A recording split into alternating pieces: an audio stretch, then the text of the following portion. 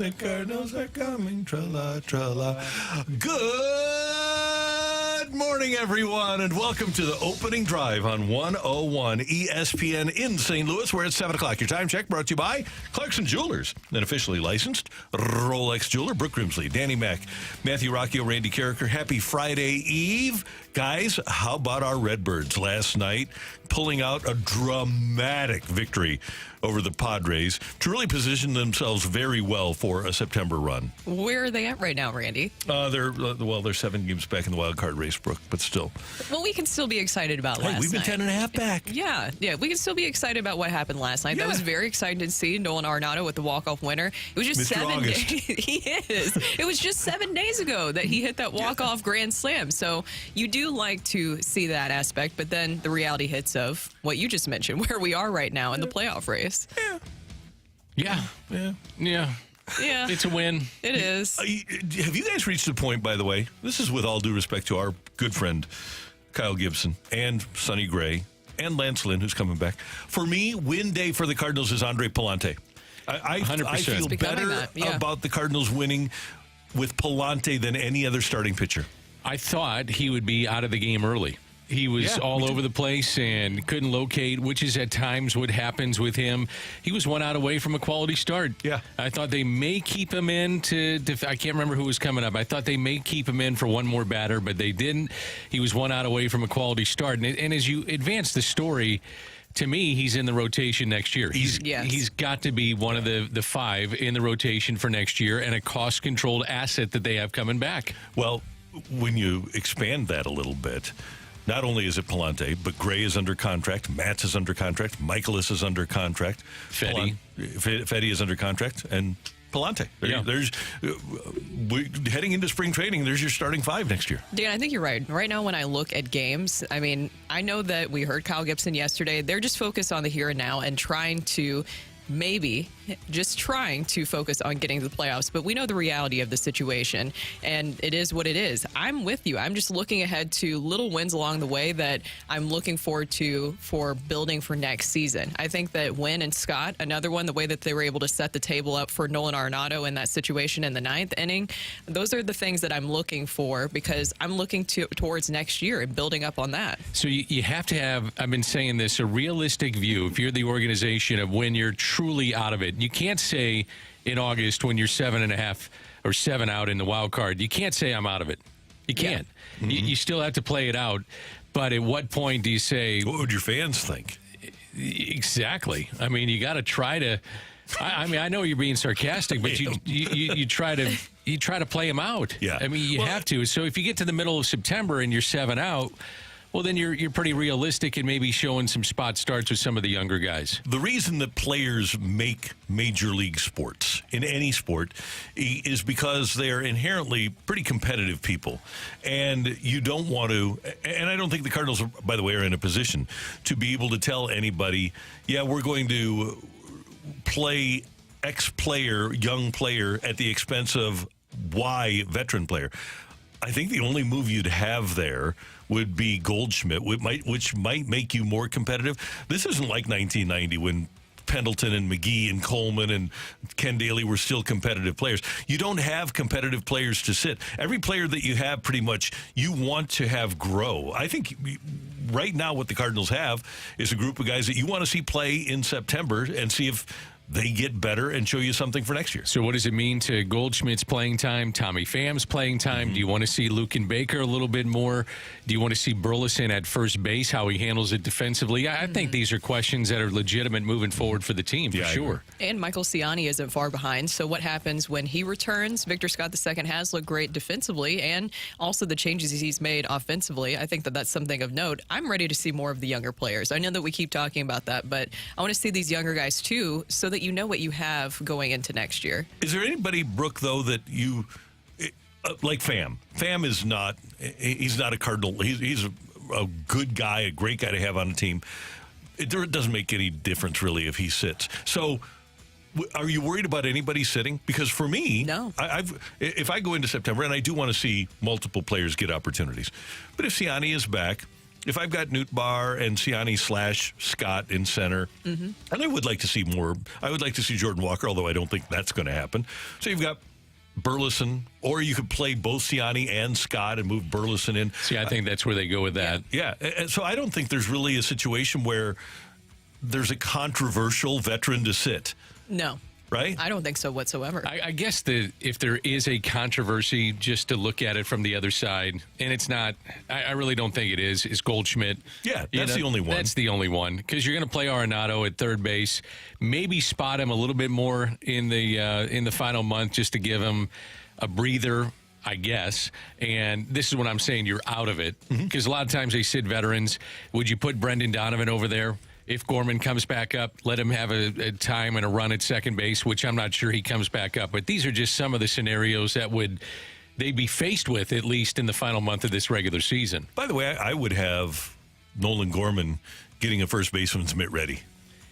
I don't mind him at second base, but I understand with Brendan Donovan being your second baseman with the crowded outfield that you have. Yeah, we've talked about it before. The comp for Nolan Gorman is Mike Moustakas. He is. Allow him to play first, second.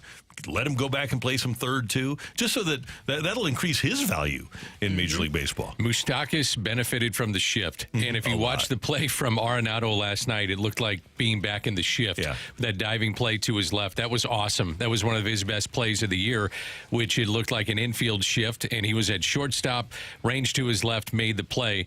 I'm with you, Randy. I think you got to look at Gorman in various roles, but his best position is the position that's on the left side of the batter's box. Yeah, it is. Right. So figure that one out first, and then we'll figure out a position defensively. By the way, I think when we talk about the Cardinals, we're hyper-focused on them. But I think this playoff race is getting away from everybody else. The Mets are now 4 games behind Atlanta. Atlanta's won 8 of their last 10. They're unbelievable with everything that has hurt them this year. Injuries have hurt. Here they are at 73 and 60. The Mets are 69 and 64. And the Mets are not playing great. They've played 500 ball in their last 10. I don't think the Cubs have what it takes at 5.5 back to catch up to Atlanta. And if Atlanta keeps up this pace, nobody's going to catch them anyway. I kind of think the National League playoff race is pretty well set. The only thing I would say is that Atlanta swept Minnesota. Chris Sale was awesome last night. I watched it. They've won now, to take it even further, of the 8 of 10, they've won 12 of 16.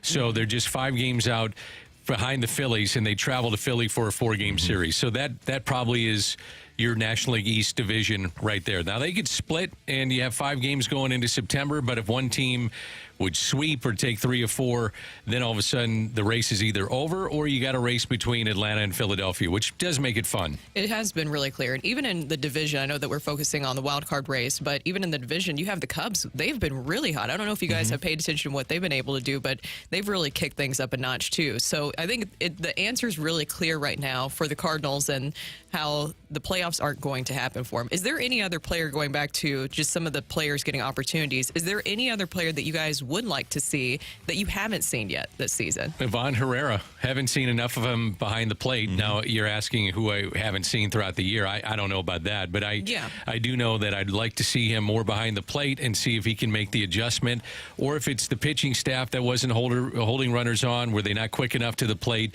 But he's got to be better behind the plate. Pages was terrible last night. He threw 3 balls into center field. I do wonder if that's a byproduct, though. He's been dealing with like a sore hip, a hip flexor, something like that, or a quad, if that was part of the problem, because that's just not him. So sometimes it's related to injury. But Ivan Herrera would be a guy I'd like to see a little bit more of, just to see what he can do defensively. And this isn't a regular season thing, because Mason Wynn plays every day in my book.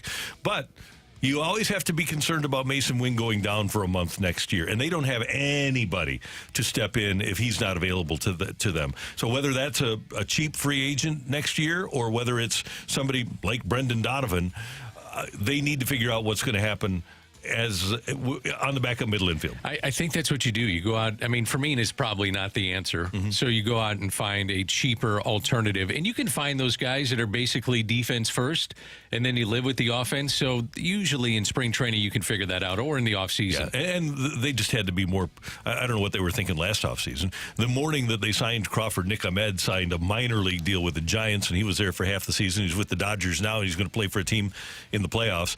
And Nick Ahmed was a better option option for the Cardinals than Brendan Crawford was. Was a very good player in Arizona. Yep. Loved the way that he played. I'm surprised Goldie didn't push for him a little bit more to go get Nick Ahmed, but he's tight with Crawford too, and I'm sure they felt like Crawford is a guy that could, if something happened to Mason Wynn, play every day and give them some decent at-bats, which I thought he did. He just never played, and because you're going to play Mason Wynn all the time, and he should. He's a superstar in the making. Mizzou opens up their season tonight. They're home against Murray State at sold-out Thoreau Field. Good luck to the Tigers, and also Lindenwood opens up tonight at KU. Actually, they're playing at the Sporting Kansas Soccer Park, Lindenwood and KU. KU's building a new stadium, so they're going to play 4 home games at Arrowhead this year, too. Pretty cool. I love that. Yeah. I did some games out of Arrowhead. It's a fun venue. I mean, even in the college atmosphere, I did a bunch of K-State games there. KU, I went to their home place and did it there, and that place actually can get rocking if they're any good, and they're supposed to be pretty good this year, so Lindenwood, good luck. Oh, we'll get them. How are you guys feeling about your former school? I just like to see him cover. Yeah. What are we, Is that 45 for and a your half? friends? That's right. Yeah, exactly. I saw it at 47. I've seen it at 45. I don't know. I wake up this morning. I did not check. I couldn't tell my friends to bet against Lindenwood. No. Hey, we're going to shock the world. You think so? Yeah. It's Kansas. I want to ask Jed Stugart, and we're going to have him coming up at 7:15, the Lindenwood football head coach. I want to ask him, like, how much should he go into the transfer portal, and how much for a lesser school in Division I, which they are, how much can you go into the transfer portal? How does that work for a school like that? He'll have a good answer for you. I'm sure he will. We're off and running here on this edition of the Opening Drive on 101 ESPN. We also talked to Greg Amsinger later in the show, and we're going to start our series of interviews with members of the 1999 Super Bowl champion Rams. We're going to hear from Charley Armey later in the show as well. Next up, though, Lindenwood coach Jed Stugart on the Opening Drive on 101 ESPN. It's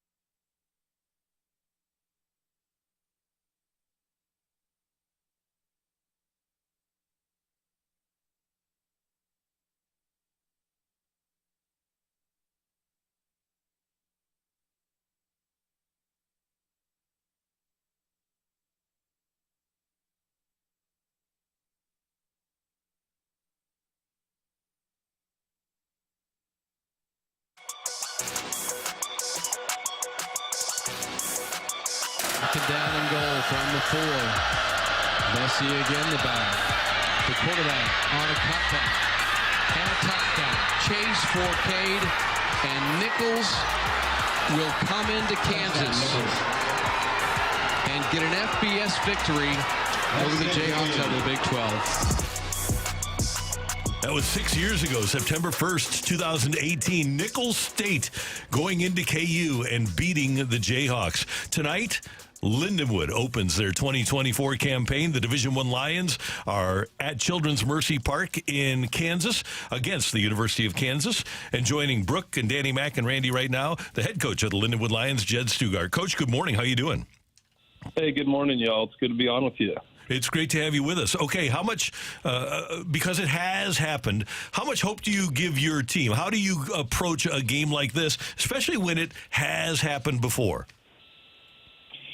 Oh, yeah. I mean, honestly, we've talked all summer about,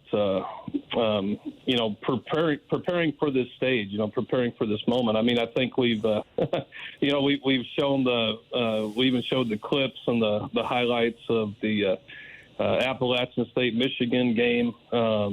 We talked about all these kind of upsets that you've seen through the years. A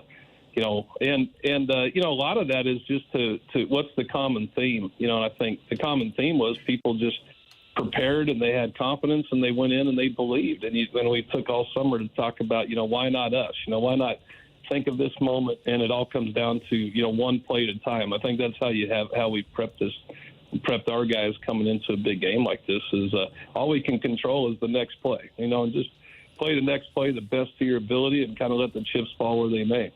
Coach, it's great hearing from you again, and good luck tonight. I wanted to ask you about your relationship with Kansas's head coach, Lance Leopold. From what I understand, you two are very close, so much so that he approached you about doing this game. So how did you two become so close? Well, we haven't been super close. We've just known each other through the years because we first started. It's not like we talk every day and everything, but we, in the coaching world, you talk to the guys once a year and then you pick right back up the next year when you see them at the convention or anything. But this goes back to years ago when I was at Northern Colorado and Lance was actually at Nebraska. Omaha is where we first met each other because we were coaching each other. We were in the same conference back 20 years ago, and then kind of just as our careers have moved on, we kind of fell out of touch when we kind of went to our different ways and different conferences. But then, when we got here at Lindenwood and our mega camp started and our mega camp really started to grow, 2 years ago, Kansas, when he took the job, we were kind of standing down there at the mega camp talking, and we had just obviously moved up. That was our first year of transition. And I just remember him telling me, hey, we're going to have a possible opening up here in 2 years, and maybe we can get something going. And, of course, when Lance got there, Kansas really wasn't very good. And so, of course, I said, heck yeah, man, we'll play you right now. Of course, now they're really good. Now they're 22nd in the country. So, he's done an amazing job. He's a great coach, and and it's going to be a fun opportunity. But that's kind of how the story was between Lance and I. Coach, we hear so much about the transfer portal now in college football and basketball and all over the place in collegiate sports. How did you and your staff approach the transfer portal, and what happened with your program one way or another in terms of the transfer portal this last year? Sure. I think our direction when we what was announced that we were making this jump to Division I FCS. We had a decision to make right away. We basically had a predominantly Division II team. We were a Division II team. We were a very successful Division II team. We were back-to-back conference champions and playoff team, and so we had a very good team. And then we had to kind of really make that choice to say, okay, do you try to, in 1 year, do you just try to go completely transfer portal and have to really move on a lot of your Division II players that maybe can't quite play at that level, or do you kind of recruit your way into this transition? And we really felt like we all see it. You guys are sports analysts and sports broadcasters, and you can see different programs across the country. I think the biggest high-profile program that everybody talks about when Coach Sanders got to Colorado, it was hey, we're bringing every transfer in from everywhere and cut a bunch of kids, and you have to kind of see how that goes. And then you have places that hey, like, and with us, we just kind of chose that we're gonna recruit our way into it. And then last year we did know at mid-year, right after Christmas last year, coming into the spring semester, we knew that we had to recruit to make a jump. We did. We brought in 15 transfers because we had some graduation, and we did have to move some guys on that maybe couldn't play at this level, and we helped them get placed into some other D2 programs. So we felt like we wanted to do it that way, get our kids to graduation, and know that anytime you're in a transition like this, you're gonna make there's going to be some growing pains that go through it. So I think we're done it well. We've signed last year. We signed a top 10 class in the country in FCS, and the year before that as well. And they're starting to grow up. And I think we're kind of seeing a little bit more of our guys starting to work their way on the field. And I think that's going to gear up for more longevity than just a quick fix. Jed, you've obviously done a lot of evaluation over the course of camp here, but how much of a benefit is playing a team like Kansas in the evaluation process?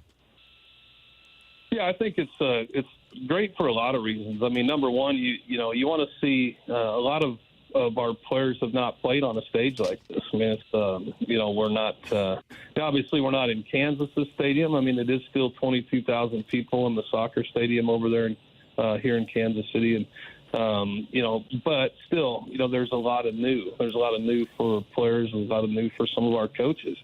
And coming into a stage like that, the crowd, the noise, the outside noise, even getting onto the field. How do we handle that stage? Is a sign of maturity and things like that. It's a great opportunity for us to kind of see just how we handle that situation. The other thing, when you're playing a Power 4 top 24 or the ranked 22nd team in the country, obviously it's a very good football team, and it is a good chance to kind of really see where is our team. We really feel like we've had a great camp. This is a much more mature team, I think, than we were last year because we've kind of grown up, and we've had a great camp of guys that have been focused every day at practice.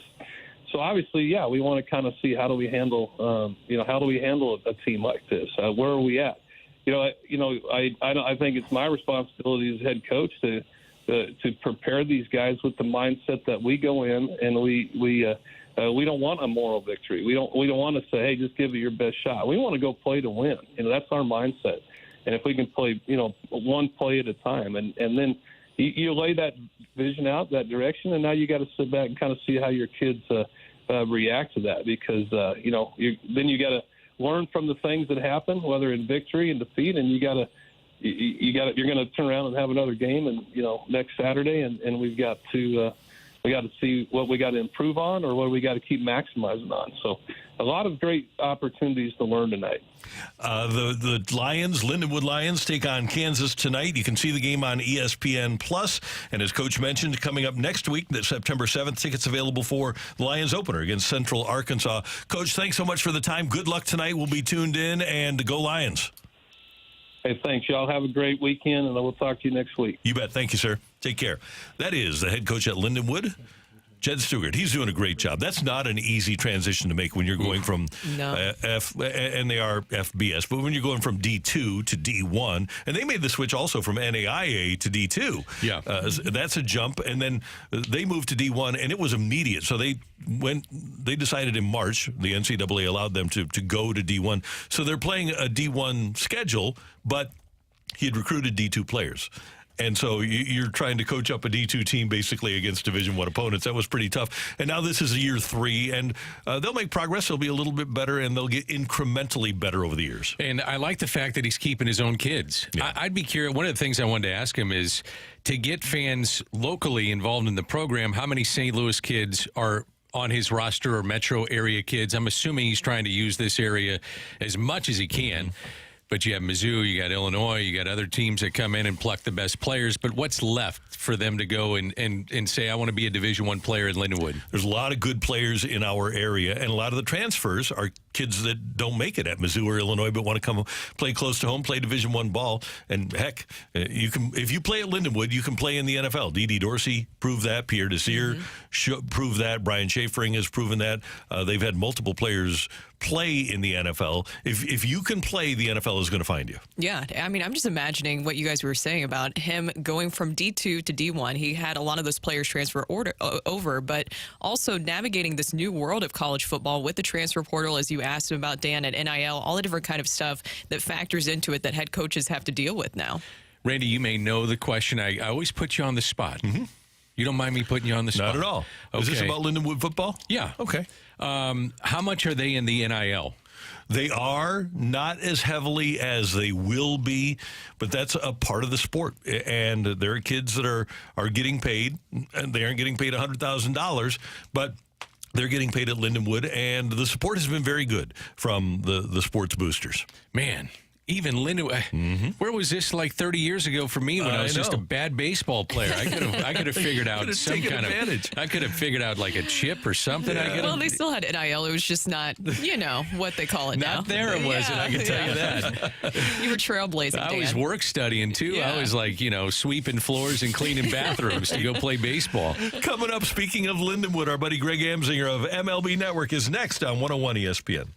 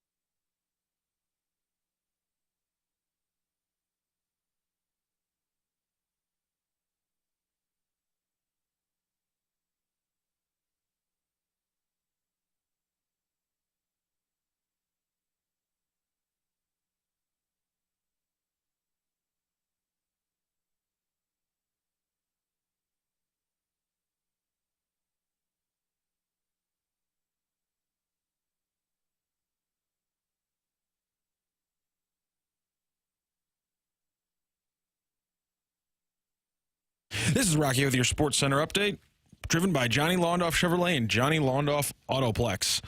Cardinals last night get a late win against the Padres, 4-3 with an Nolan Arenado walk-off. They will try to split this series with an afternoon game today, 1:15 p.m. for the first pitch. It'll be Michael King facing off against Sonny Gray. Mike King on the season, 11-7 with a 3.14 ERA. Gray, 11-9 with a 4.07 ERA on the year. That is your Sports Center update, driven by Johnny Londoff Chevrolet and Johnny Londoff Autoplex. See them at londoff.com. Chevy, together we drive.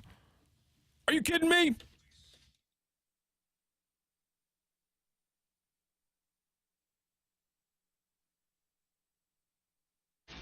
Shohei Ohtani, who is the greatest living player right now. And go ahead and bring all the venom. I welcome it. He's already won 2 MVPs. He's going to win a third. He's going to be a 50-50 player. First time we've ever seen that. And when he comes back, he's going to be in the mix for a Cy Young again, which he was in 2022 when he finished 4th in the American League Cy Young race. Here he is one night after eclipsing 40-40.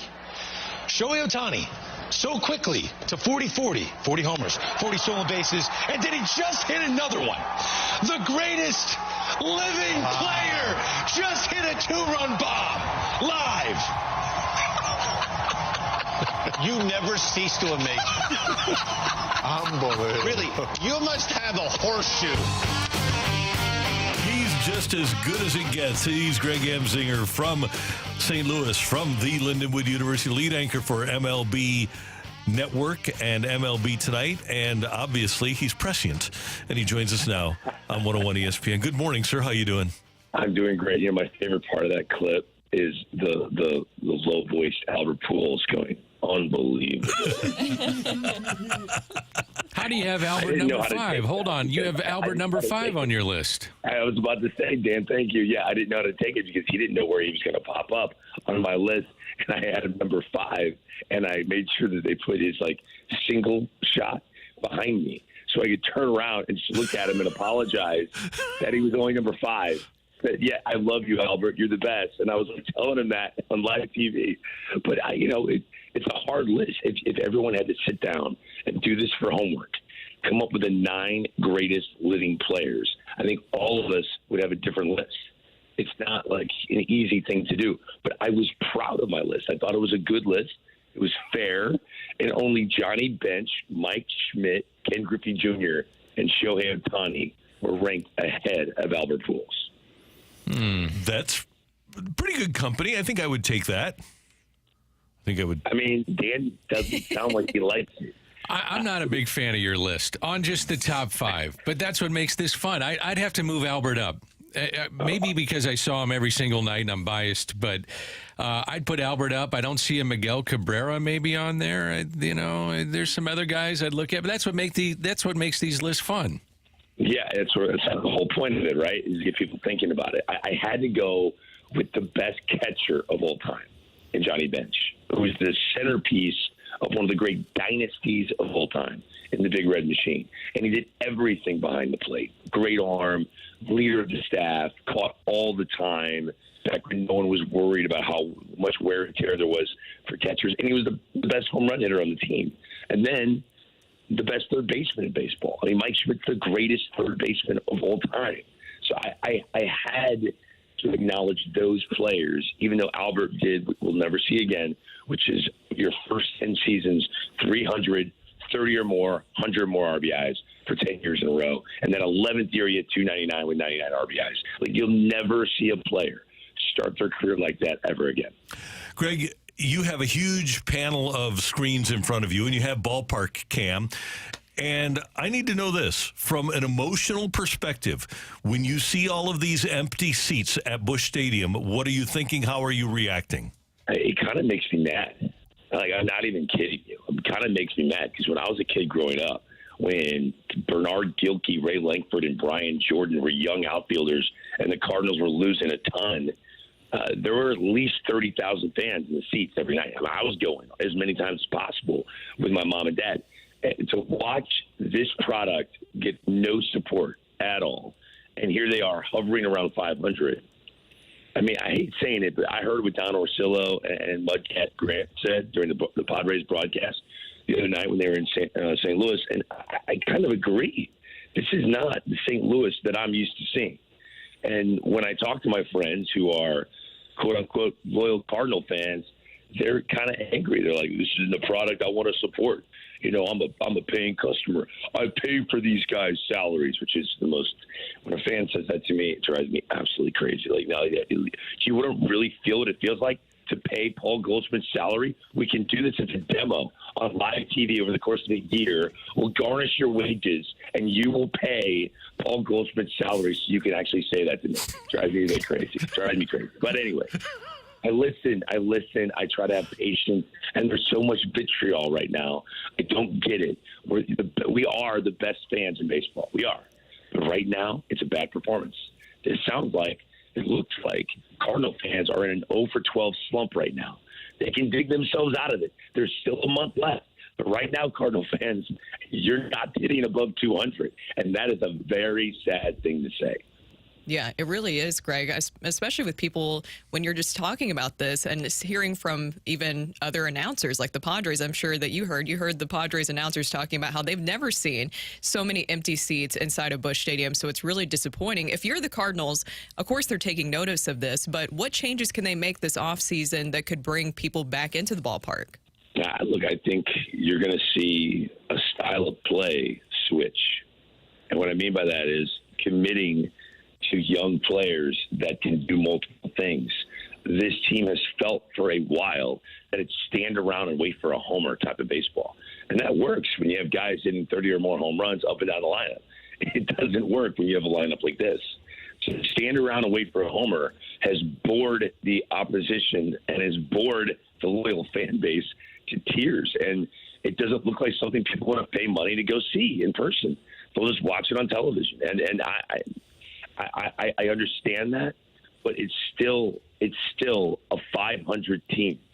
It's still a club that theoretically, and I know no one thinks that they have a chance in St. Louis, but they still have a chance. There's a month left. We've seen crazier things happen.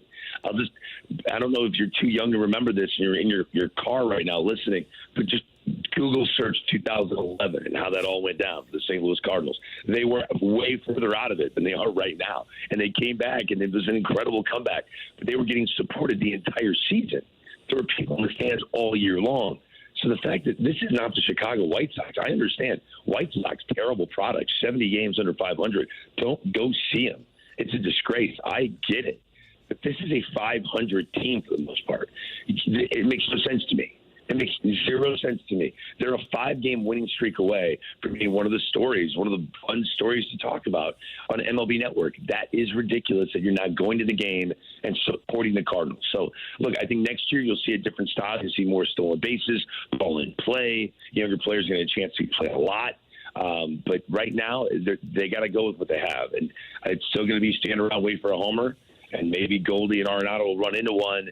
But maybe they can put a 5-game stretch together to make themselves relevant before the season ended. What's the feeling with you and your cohorts about Paul Goldschmidt coming back to St. Louis? I don't think we expect that to happen. To me, the writing's on the wall. That Christian Walker leaves in free agency, who's had a terrific last 4 years with the Arizona Diamondbacks, the premier defender at that position.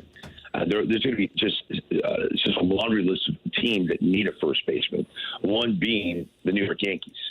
So I wouldn't be shocked at all to see a Christian Walker go to New York, and then Paul Goldschmidt ends his career with the Arizona Diamondbacks. I think I'm not the only one that said that on MLB Network. It makes a lot of sense. I think he would go there on a team that's already really good, give that leadership that I know their front office appreciates. Mike Hazen, Torey Lovello, which I think is the best GM-manager relationship in the game. So that loyalty, I think they would love to foster that, to bring Goldie back into the mix. You'd hit him 7th or 8th. You wouldn't have to put him in the pressure situations. And he could end his career in a bandbox where he can maybe accumulate some numbers that will help his Hall of Fame resume. But I think the days of him playing first base in St. Louis will end with this regular season. Greg, is it okay if I just kind of push back on your comment about the 2011 team? Because I know that's something that we always like to go back to, but that team had players like the guy who's number 5 on your list, Albert Pujols, had Chris Carpenter, a lot of star players. So Who is the star player on this team that you believe right now that could push them into maybe that 2011-esque type run? Yeah, it's a great question. I mean, Albert Pujols did have the worst of his 11 seasons that year. And there was talk that, is he trending in the wrong direction? You know, he went through a really dry spell after the All-Star break. And people were wondering, this is the end of the road for Albert in St. Louis? There were a lot of things hanging over that season. And Tony La Russa's future as manager of the St. Louis Cardinals ended up being his last year. There were question marks. And as a matter of fact, you actually started to see for the first time a lot of aging happening in that Cardinal team. But to your point, there were fans in the stands wearing uniforms of multiple players on that roster. And that's all you need to see. You want to see if the fan base is digging the Cardinals. Only in St. Louis you can have this litmus test. Only in St. Louis. If you go to a Cardinal game right now, you're going to see a Jack Clark jersey. You're going to see a Jim Lindenwood jersey. You're going to see the crazy random jerseys all over spring. But you're not going to see, a laundry list of Goldie, of Arenado, of Burleson, of name your player, right? Like they don't have those players. Where's the Mason Wynn jerseys? The fan base hasn't wrapped their arms around that next level of talent yet. But that being why? Because the front office hasn't wrapped their arms around that next wave of talent. And once that happens, once that merges and they become the faces of the organization, they actually take off. They get more reps. They're consistently in the lineup. You're going to see fans start to recognize the talent that they actually accumulated in the minor league system. So it's not the same age range as that 2011 team by any stretch of the imagination, but this team is scary and sneaky in different ways that can still pull something out of that. Hey, Greg, I want to give you the division leaders as we approach September 1st in a couple of days. I'm going to give you the division leaders, and I want you to give me a team that's not leading their division that's going to overtake a division leader. Yanks have a one-game lead over the Orioles. Guardians have a one-game lead over the Royals. Astros have a 3.5-game lead over the Mariners. Phillies have a 5-game lead over Atlanta. Milwaukee with a 9-game lead over the Cubs. And the Dodgers with a 3-game lead over Arizona. And I'll give you San Diego, too. They're 4 games back. So give me a second-place team that passes a first-place team to win their division. I will actually, of listening to everything you just said, I'm going to give you the one team I think will win their division that's not winning it right now isn't even a second-place team. I think the San Diego Padres win the NL West. Even though they just lost a couple games to the lowly St. Louis Cardinals, but many people listening to this right now don't even know that happened because they didn't go to the game. I think the San Diego Padres revamped bullpen is such a strength. It is such a weapon for them. And they don't even have Fernando Tatis Jr. back. When they get him back, I think the San Diego Padres, a third-place team, will do it. I want to believe in the Kansas City Royals. I really, really do. But, this Lucas Erceg has been a godsend, and Paul DeYoung, they've been great. But they look at the back of their baseball cards. They are who they are. You can't expect them to be superstars to, change things for the Kansas City Royals. They really didn't go as big as we thought they did at the trade deadline. People like the moves. Michael Lorenzen now out, hamstring injury, injured himself yesterday. I just don't think there's enough swing and miss for the Kansas City Royals to propel themselves past the Cleveland Guardians, whose bullpen is the best in baseball. So of your list, I would go with a third-place team. I think it's the San Diego Padres that will win the NL West. All right. Finally, Lindenwood takes on KU tonight at Children's Mercy Park over in Overland Park, Kansas. KU is a 45-point favorite. Our Lions, though, you never know. What are you thinking? Well, I'm expecting an upset. So much so that while I've been traveling all over the country working all the time, I told my wife, I was like, hey, me and a couple guys, we want to go to the game. So do me a favor, babe. Can you book us a hotel sort of near the soccer stadium? She's like, don't worry, babe. I got you. So what do you think a wife would do with her husband and his 2 handsome friends? She books us a hotel suite at the Great Wolf Lodge. We are literally staying in a kid's theme park right now. I woke up with a bunch of kids running down with floaties down my hallway. We are literally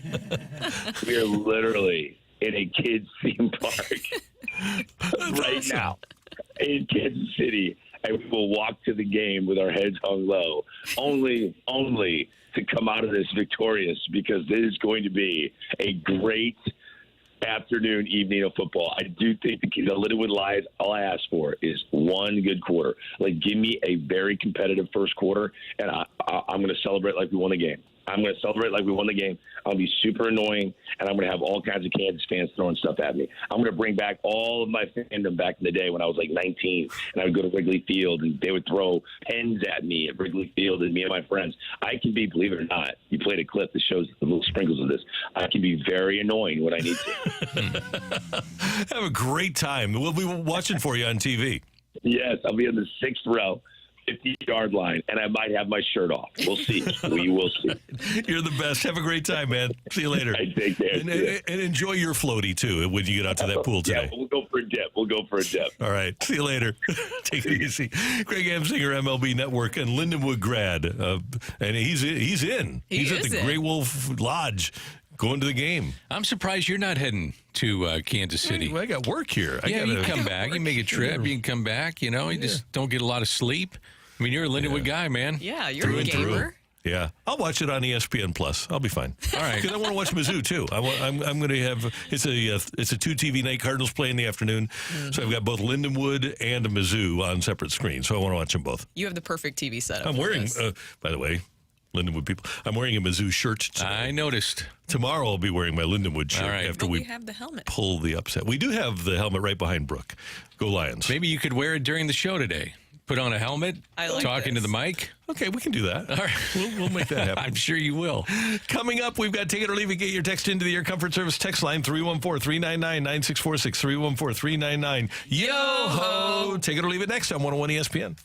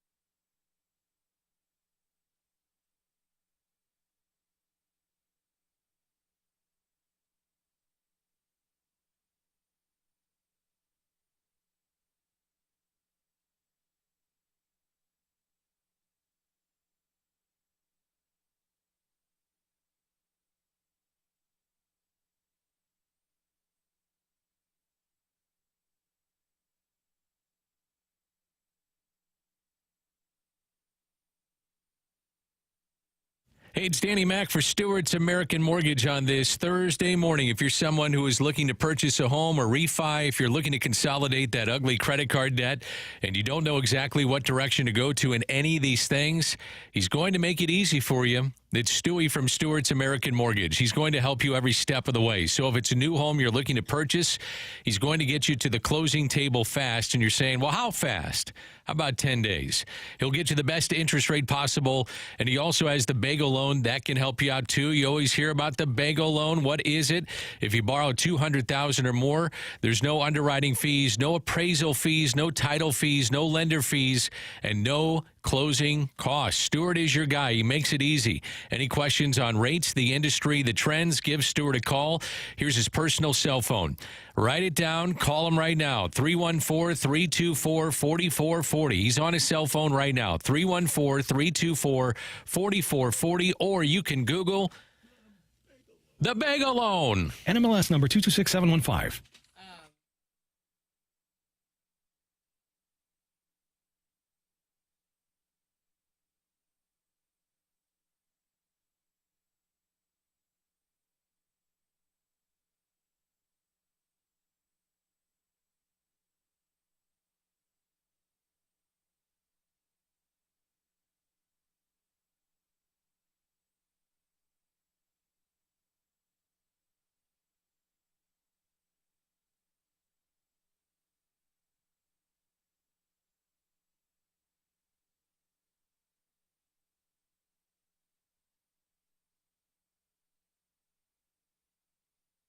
1026 and give us your take it or leave it. Brought to you by Gloria Lou Realty. Visit GloriaHasTheBuyers.com and start packing. That's my final offer. Take it or leave it.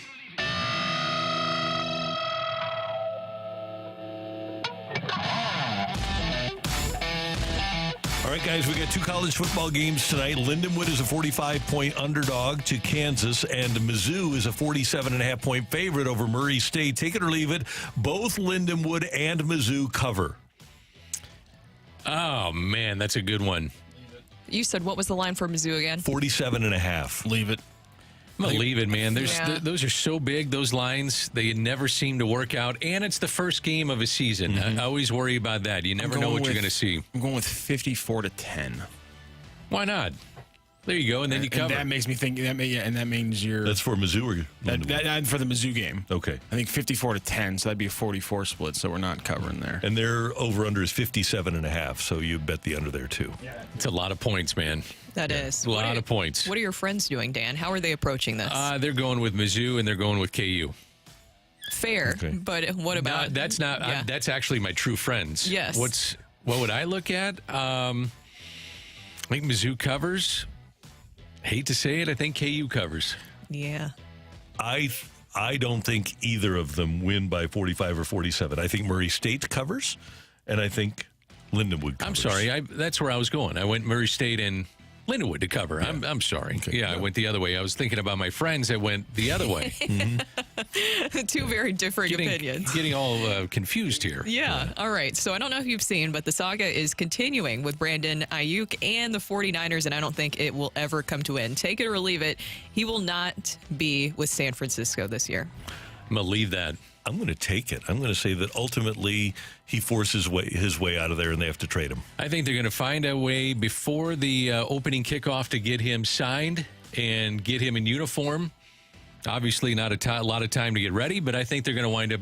He's too important. Yeah. And I think they're on the cusp of winning a Super Bowl, and you say we'll go for it and worry about the ramifications after that. Did you hear the comments from Lynch yesterday? I did. Yeah. He seemed pretty upset about it. I just wonder if things have really got past the point where it's soured the opinion of the organization and with him. I agree with you. He's very important to their season. We saw that connection with Brock Purdy, but it seems like he's really standing strong on what he wants here. All right, I'm going to stay with the NFL. If Tom Brady is approved as a partial owner of the Vegas Raiders, he will be forced to abide by unique and severe restrictions in his dual role as a broadcaster and also being a partial owner. The league confirmed to ESPN that among the restrictions, Brady would not be permitted to be in another team's facility, would not be permitted to witness practice, would not be permitted to attend broadcast production meetings, either in person or virtually, which essentially is his job. Take it or leave it. We're taking this too far. He would. I mean, I don't think he's going to give away trade secrets that would benefit the Raiders. Yeah, I'll take that. Yeah, we are taking it too far. It's way too far. Yeah, Brady would never be involved in such a scenario here we in go. which there would be That would be information. deflating. Yeah, that would be really deflating. He doesn't have any That's funny. experience of finding other tactics of, getting video or anything like that. Maybe I have to take it too and I'll change that one and back. You're making me think about it. Matthew, what do you got on the text line? A lot of really whiny Illinois fans that were not mentioning their game tonight. ILL. Is he doing the game? I don't know. I think so. Who we Look, playing? I did that for you guys. Who do we have today? I'm going to say purposely They ignorant are on Illinois just to piss them off Eastern more. Illinois. The Is Panthers. he doing the broadcast? He's doing half the season, I think. Yeah. Oh, I think very that's the cool. thing, because I think Yeah. he's splitting the duties with one of his former teammates whose name I'm blanking on. That's 'Cause all again, right. I'm ignorant but of he's Illinois doing things. it. Good. Yes. That's great. Yes, they're playing the mighty Eastern Illinois Panthers. That is the Blue Panthers. I know that Randy likes the color of Kevin the Mitchell. mascots. Yes. Kevin Mitchell's the other former Illini who's He made joining. a great catch. Remember that barehanded Yeah. catch he made at Busch Stadium that one Yep. time? I think that's a different. That was great in left field. Yeah. That was amazing. On the turf. Yeah, was it MVP, I think, for the Giants? Yeah, he was. It was pretty good. Different. Okay, He's I a hate to different guy. Seth. I think so. So here's my here and I feel bad about this. Okay. So Mizzou is ranked number 11, and Kansas is ranked number 22. And I was looking at games tonight that involve top 25 teams. That's why Illinois was not included in our discussion here. Wow. because they aren't playing a game that is a top 20. That's on me. I just did not go down to the Big Ten. So if Illinois was in the top 25, it would have been easy. I would have seen it, but I just didn't. Sorry. I was being ignorant. You were being surgical. Take it or leave it. Quinn Matthews is the first ace produced by the organization since Waino. I'm going to leave that. I'm going to go with the chalk. I'm going to go with Anthony Reyes. I'm going to go with Alex Reyes. I'm going to go with Jack Flaherty. I'm going to say that the drought continues. You had Carlos Martinez there for a while. You had Trevor Rosenthal, who was an outstanding closer. Wanted to be a starter. Boy, they need him to be good, though. Quinn Matthews, they need him to be good. I mean, if you haven't seen really McGreevy and Graceffo this year, you got to have somebody hit, and maybe this is the guy that hits for them, and they need that to happen. He looks really good, by the way. Just got promoted. Yeah, just got promoted. Dominant. Yeah. 23 years old. Friend of the show. I'm guessing a loyal Fastlane listener. CD is doing the game tonight. Oh, good. Is doing the game against Eastern Illinois tonight at 8 p.m. He's out today and tomorrow. All right, thank you very much. Yeah. Let's go. Go get him, CD. See, now I feel bad because now I actually am going to have to listen to that game. Oh, I was being a jerk about it, but I'm going to have to listen to that game now because I really want to listen to CD talk football. Take it or leave it. I like this one. Take it or leave it. With a top-selling rap, rock, and now country album, Post Malone is the most talented artist of our generation. Of our generation? Yeah. What about I'm going to have to leave that. What about Beyonce? Kelsey's girlfriend? I'm going to leave it. She's Taylor Swift. good. Yeah. Yeah. She is really good. I'm going to have to leave it. Now, I will What give him about credit. Hootie? He's not our generation. Oh, okay. I don't know who our generation is. We're literally representing He's two a very country different star in this generations generation, in this though. room. He's a country star for this generation. Yeah, okay. Yeah, but Post Malone is very talented. Yeah, he is. He's I very will good. agree with that. Yeah. His country album is really good. He's a really good singer. I'm sure you guys have tuned in to Oh, it. yeah. You guys Is he the one with all the tats? Yeah. And the face tats, Yeah. All right. I'm just out of general principle. I'm going to leave it. I refuse to say that anybody is the most talented musician of our era. Do you know? I hate. I'm not They saying said he's our the generation. best. Is that what they said? You know who is the most single talented human being from that like came to popularity from my generation, which is millennials. It's Justin Bieber. Yeah. The Biebs. Does he play every He's a instrument? Neil Peart level drummer. He can. He An is incredible super talented. singer. He can dance. Like he's a producer now. I mean, like I'm just talking pure raw talent. I think it might be Justin Bieber. I mean, the fact that he was like a prodigy at drums, and that's like the 5th thing on his resume now, I think it might be him. I agree with you. That was a great call because It's the insane. Biebs is extremely talented. Did you ever see those videos when he was a little kid? I did. I mean, he was like a music prodigy. Oh, it's yeah, all those videos obviously focus on the drums, but to Randy's point, I think he played like 9 instruments yeah, he could growing play up. a lot. Yeah. And then he comes out and his big thing is, oh, by the way, I can do MTV level choreography or video level choreography and sing and bub out hits like crazy. So I How think it can might you be not him. go with Taylor Swift? She plays a bunch of instruments and is the world's biggest star right now. But she's not. There's no instrument where she could you could take her singing ability away and she could be a virtuoso level like concert level player of an instrument. Bieber could do that in 4 instruments over. Plus, he's a good singer. I think that you can, but I think if you're just talking about of our generation, you do have to talk about Taylor Swift because of how she's able, the different genres that she's also been able to succeed in. If we talked about Post Malone, whether you like her or not, she's extremely talented and has been able to do a lot of different things. Did you also, I know I brought the Cubs up earlier. Do you know that they have been lighting a Taylor Swift candle before every single game, and that's something that they've been crediting for their recent success? Who has? The Cubs. Really? Yeah. Had no idea. Me either. Yeah. Oh, well, should have started that a little earlier. She's been around. A little thank you, Just a Matthew. random tidbit for you guys for the Good day. stuff. You can't glom on to the most popular pop star in the world at the time. You got to pick something obscure. Coming up here on 101 ESPN with our fresh take. Could the Cardinals have a change in attitude that would get you more interested? That's next on 101 ESPN.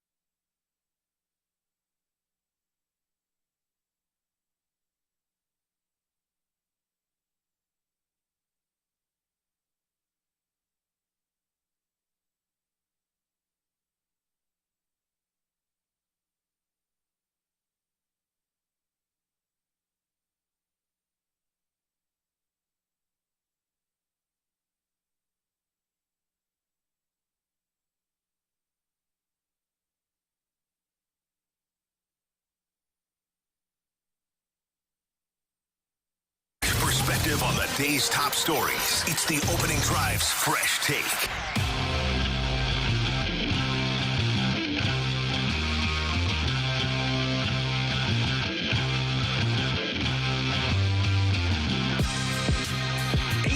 In St. Louis. Time check brought to you by Clarkson Jewelers, an officially licensed Rolex jeweler with Brooke Grimsley and Danny Mack and Matthew Rocchio. I'm Randy Carricker. And the Blues have made it very clear to us that they have a plan. And that plan is to build for the future with young players that are on the roster now. And it's kind of like the old Blues John Davidson come grow with us situation. And Thomas is established as a star.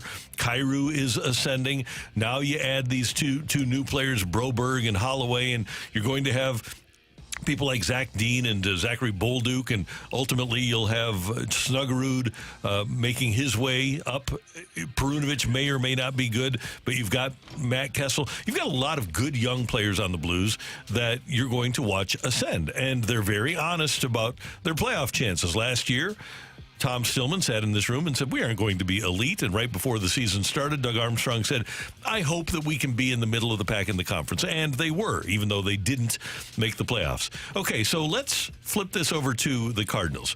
If the Cardinals would say, okay, we want to find out what Nootbaar and Siani and Scott and Walker and Wynn and Donovan and Burleson and Pajes and Herrera and, most importantly, Pallante, McGreevy, Graceffo are capable of, all the young pitchers, and that will include Quinn Matthews. If they say, we're going young next year. Tink Hence, too. Tink Hence, yes. Yeah. And we aren't going to be a veteran team. We probably aren't going to be a playoff team, but we're gunning for 2026 as our takeoff year. We want your texts. Would you be more inclined to buy into that than where they are now, which is kind of in the middle? One of the things I see with the Cardinals guys, and we've talked about this a little bit in the past, but the prime years for a baseball player are 28 to 32. Those are players in their prime. The Cardinals have one key player between 28 and 32, and that's Wilson Contreras. They don't have any other position players that are in their chronological prime. They've got a couple of pitchers. I think right now Helsley is actually in his athletic prime. Fetty, I believe, is in his athletic prime. But for the most part, the players that the Cardinals have are either younger than 28 or older than 32. I think if you say, okay, we're building a group that's going to get to their prime together, we're going to keep them together, and they're going to win together, I would be more intrigued by that than what I'm seeing right now. I agree with you. I think that that's the transparency that people are looking for. Now, if you also couple that with that we are going to spend money on our minor league system and developing and adding and supplementing to their coaching staff, I think that people would buy into it even more so. Because what's something that we talk about all the time is developing young players, specifically pitchers, is something that I would look at too. A pitching lab maybe for the organization. Now, I understand this is not my money that I'm talking about here, so it's not my decision what they do with it. But I think if you're investing in that, then maybe we don't continue to fall into this trap where they're obviously not, diving into the deeper waters of the free agency pool of starting pitchers where those guys are really expensive. They're kind of getting guys slightly past their prime, and you have a pretty expensive starting rotation. If you're able to really develop from within, like we have seen in the past, like they used to be able to do with their starting rotation, then I think that would help them out a lot to be able to do that. And just in general, developing these young players, if you're spending money on that, I think that people would be fine. And this is just me personally. I could be completely wrong about this. Would be fine if you are transparent about that, say you're going with the youth movement, coupling that with we're going to spend money to make sure that we're really developing these players. And if things don't work out this year, and by all accounts it's going in the wrong direction, something needs to change. I mean, something has to change after the year that you had last year, and they tried to change it this year. And right now, you're 7 games out in the wild card. You're over 10 games out in your division. So to give fans something different, and if that different look is a youth movement, or at least finding out about young players, I think fans would buy in. I really do. 100% of our texters so far have bought in. I do. Yeah. I think they'd say, we understand it. Maybe you catch lightning in a bottle with Walker and Gorman, and you have Arenado coming back, and you got Contreras, so you're still going to be competitive. But I think fans would say, let's find out about these guys, and then at that point, make your decisions whether you cut bait or you stay with them. I do think that fans would be with that. I really do. Some of our texts that have come in, 100% Randy, that was pithy and to the point. If the front office was honest with fans and said that, I think fans would honestly be okay with it. Fans are frustrated because the front office seems like it has no direction, and that's frustrating. Here's another one that says, yes, give me hope and I'll care. Right now, it's hopeless. Another one, 100%, period, no doubt about it. Another one, I would love for the Cardinals if they were honest with their fans instead of leading us on and us getting mad as fans when we don't come to the stadium. I don't think the Cardinals led fans on. I think they were trying to win. You give Sonny Gray $75 million. You go out and give Gibson and Lynn the money that they gave them. They tried. I mean, to sit there and say, well, you're leading them on, I don't agree with that. The problems with this organization started well before this year. And number one, they were unlucky with Reyes and Flaherty. That was they expected that Reyes and Flaherty were going to be a 1-2 for a half dozen years, and that didn't work out. But then they didn't sufficiently supplement. For example, this year, we talked to Mike Schilt yesterday about what a difference Dylan Cease has made for his team. Mm-hmm. The Cardinals just didn't go far enough this offseason. When they added those three, it was great. But they didn't get the main guy. And if they would tell us now, okay, we're going to try to make that main guy. That main guy might be Quinn Matthews in a couple of years. I'm certainly more on board with that than trying to patch together a staff of 30-somethings and try to win that way. And by the way, you still will have some veterans if we're looking at next year. So you would have veterans around. It's not like they would completely just have young guys on this team. But it seems like a lot of the people on the text line agree that they would rather see that, and maybe also just the transparent aspect of the organization saying, like, hey, look, we understand the disappointment. We said it was a one-off. Clearly, it was not a one-off. Now we're going to make some organizational changes from the top down. And when I'm saying down, you look within your minor league system and really add to it so that you can continue to develop these young players. And somebody pointed out, what about a catching instructor? That's another way that I would look at this too, is having that within your organization and bringing back maybe some former players and having them in your organization. Now, that's easier than said than done because the pay is not great for that for Major League Baseball coaches, as we know, especially in your minor league system. But getting some of those people back into your organization to help build it up, and even people with a new perspective. Yep, and that's where you have to invest. And here's what you can do. If you want to get people to really buy in, you say, okay, Cleveland develops the best young pitching. We took the person that has been developing Cleveland's pitching. Atlanta has developed the best young pitching. We took the person that has been developing Atlanta's or hitting. We took the person that has been drafting or developing, or that's my computer. I can't make it stop. Sorry. I was like, what is happening over there? People are going crazy. I don't know why my computer won't stop. Rocky is walking over to you to help you, he's but mad. as you were, it's fine. Yeah. So anyway, it's I think it's just a matter of the Cardinals making a point to go out and get people that have done it at a high level in the past. The Cardinals are wonderful in the way they promote from within, but it hasn't worked. That's a problem. And that's the concern with McGreevy, Graceffo, Matthews, Tink Hintz, what's happening with Nolan Gorman, what's happening with Jordan Walker. I'll say this, though. If you're going to do it, you got to hit with those two. Mm-hmm. Those, and literally, they have to hit, but they've got to be players.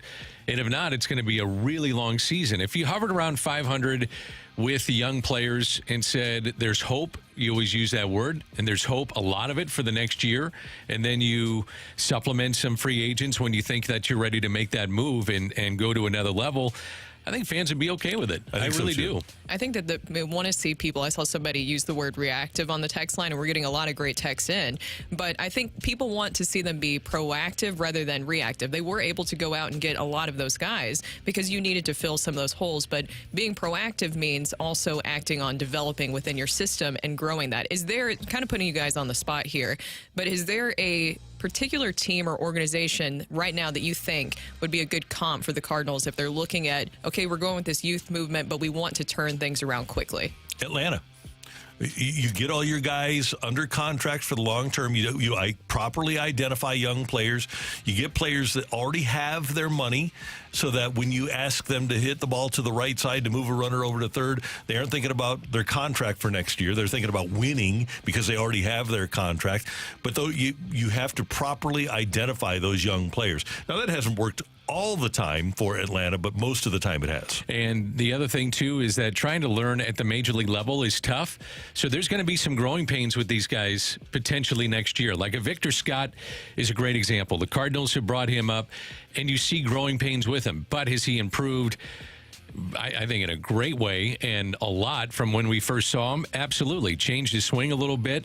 There's been a defensive miscue here or there, but you live with that because he's so young. And that, as a fan, is something that you'd have to be ready for. There's going to be some growing pains along the way. But, again, going back to this, I think fans would gravitate towards the idea of saying, play the young guys and see what happens. It gives you hope for the future. That's Dan. That's Brooke. Matthew is here, and that is today's Fresh Take here on 101 ESPN. Coming up, they said, what? Coming your way on the opening drive.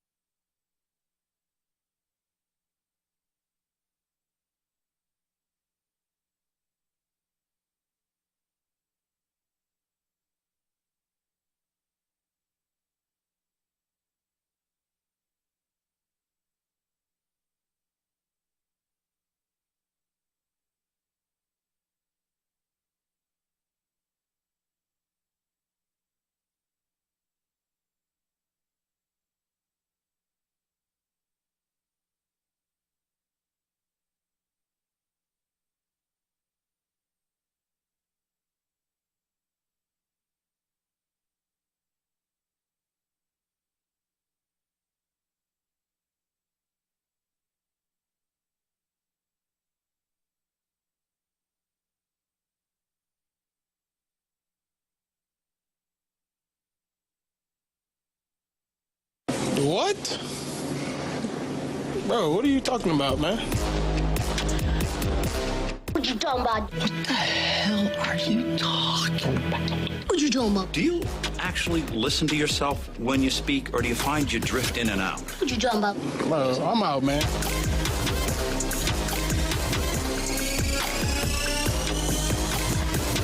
Welcome back to the opening drive. Brooke, Dan, Randy, and Rocchio here, and it is time for They Said What? I had to drag it out because you were a little late to that one, Randy. Yeah. What was going on there? I was sending a well thought out and strongly worded response to a texter. Oh, okay. I see what you're doing over there. What? Okay. So ESPN recently surveyed over 100 anonymous NFL players, and they were asked to respond to a series of questions. One of those questions was, who is the most overrated quarterback in the league? And it was Bills quarterback Josh Allen that earned that honor. And then it was the Eagles' Jalen Hurts and Tua, who were tied right after that. Josh Allen was on Mad Dog Radio the other day, and he was asked about the response from some of his peers picking him as the most overrated quarterback in the league, and he had the perfect response to it. So my reaction is I'm not mad that 11 players not on my team don't like me, right? So that's number one. I actually think that's a term of endearment. When other players don't like me, that means I'm doing something the right way. I am mad at, however, I'm never, ever invited to participate in these anonymous surveys. So that's where I find this frustrating. I want to be a part of these surveys, too, and give my input as well. I would love to say yes, it does motivate me, and I could put it on my locker and use it as bulletin board material. But the fact is, Adam, I'm going into year 7. I'm coming out of a small farm town called Fireball, California. I had no offers, went the junior college route, ended up having one offer, University of Wyoming, got drafted 7th overall by the Buffalo Bills. So, again, I'm in a spot where not many people, maybe me and my family, are the only people thought that I'd ever be here. So I'm going to keep running with that. It served me well, and I'm just going to keep playing football the way I know how to play it. So in the ESPN article, they explain, as you guys notice, with the names that I mentioned there, those quarterbacks actually have pretty good resumes. Tua led the league in passing yards last year and was in the playoffs. So just because you're a successful quarterback doesn't also mean that you are considered to be overrated. So when voting for Allen, one of the NFC West players said too many turnovers, which we have discussed that. Turnovers have been a big issue for Josh Allen, but do you agree that he's the most overrated quarterback in the league right now? He makes the playoffs every year. I think the knock on him is what he does in the playoffs. So there's been struggles at times, or he fumbles, and the turnovers are something that would be a check in the box of being something that is not in his favor. But I don't think players care one bit about these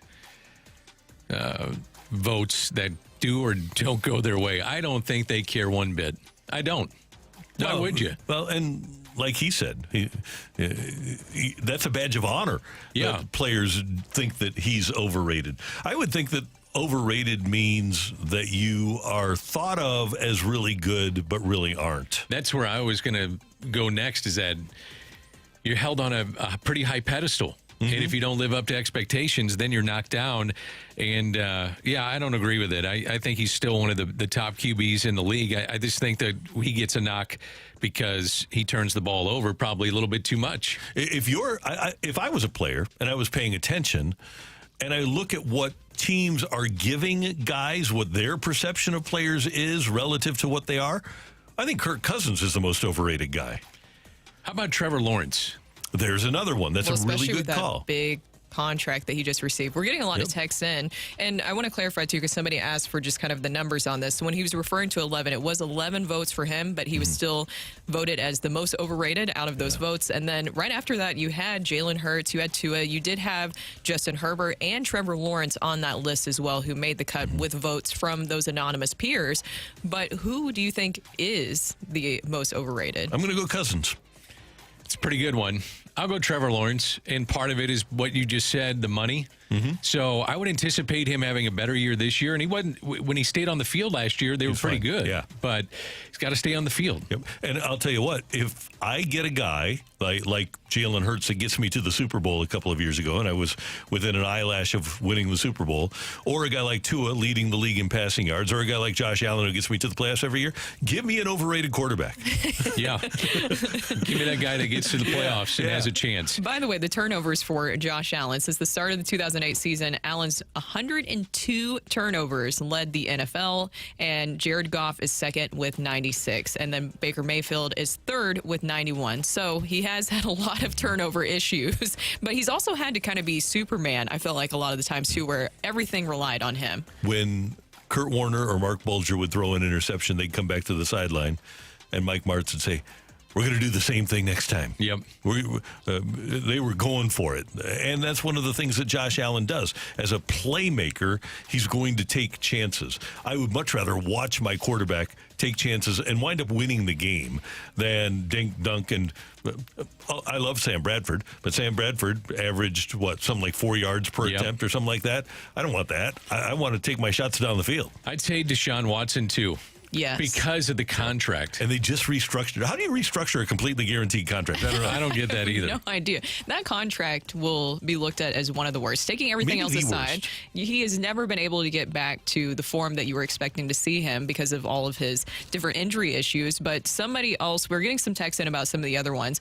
I keep saying Justin Herbert over and over again, and I disagree with that. Now, I understand the Chargers haven't had success. This is why I'm excited about Harbaugh coming in to see what he looks like with him and his system, but I don't agree with that. I don't understand why people always say that Herbert is the most overrated quarterback in the league. He was victimized by Brandon Staley. Justin Herbert's had the best first 3 years numerically in the history of the league. Somebody said Lamar Jackson is up there. He's a two-time MVP. Yeah. He just hasn't won the Super Bowl yet. And last year's AFC Championship obviously was a disappointment, but two-time MVP. I feel like people just try to still see him as a one-dimensional quarterback, that he's just about his legs, but he's also shown that he's been able to develop his arm more and more every single year, too. I love watching him. He's one of my favorite players to watch in the league. If somebody said, I'm going to sit down and watch a game with you, who do you want to watch? Give me the Ravens, because I want to watch him. And here's the thing. So you've got Josh Allen. You've got Lamar Jackson. What do they have in common? They keep getting beat by Patrick Mahomes in the playoffs. Exactly. You know, that's the issue. It's Patrick Mahomes is the issue more than anything else. A couple years ago, if Josh Allen wins in Kansas City, we're not even having this conversation because he goes to a Super Bowl. Mm-hmm. Yeah, that's the other thing. Getting further along in the playoffs. Dak Prescott. Somebody said, why has nobody said Dak yet? That's another one. He's a cowboy. He's a cowboy. Yeah. Of course he's overrated. He's a cowboy. Yeah. Somebody said Will Levis. Okay, let's just wait a minute. Let's wait for the season to unfold for Will Levis, okay? Let's see what he looks like for a full season as a starter. Can I give you guys one last thing? Because also another question that was asked here, and Josh Allen also received the most votes for this. He was also voted as the NFL's best trash talker amongst his peers. So is there something that maybe coincides with him being the most overrated, that maybe some players took it to heart, that he's also a really good trash talker? If he is number one in the NFL, he must be one hell of a trash talker. Yeah. They all seem to be pretty good. He must be amazing. Remember the mic'd up segments, NFL Films mic'd up segments with Andrew Luck when he would get hit and he'd say, good hit, good hit. Yeah. I love no the thanks. mic'd up stuff. That's great. Yeah. All right. That is They Said What? Thank you for participating, Randy. Coming up next, we have The Fight. If you want to fight Randy, text into the Air Comfort Service text line. That is 314-399-9646, 314-399-YO-HO. The Fight is coming up next.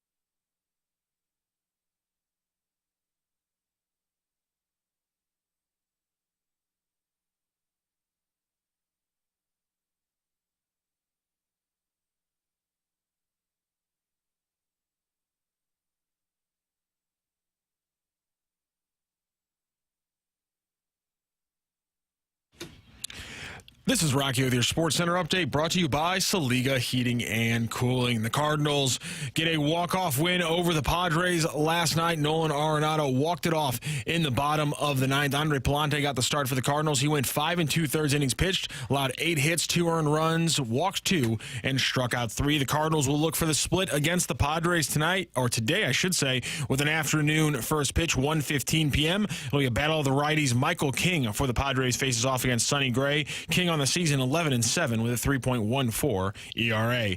That is your Sports Center update, brought to you by Saliga Heating and Cooling, an independent American Stand heating and air conditioning dealer.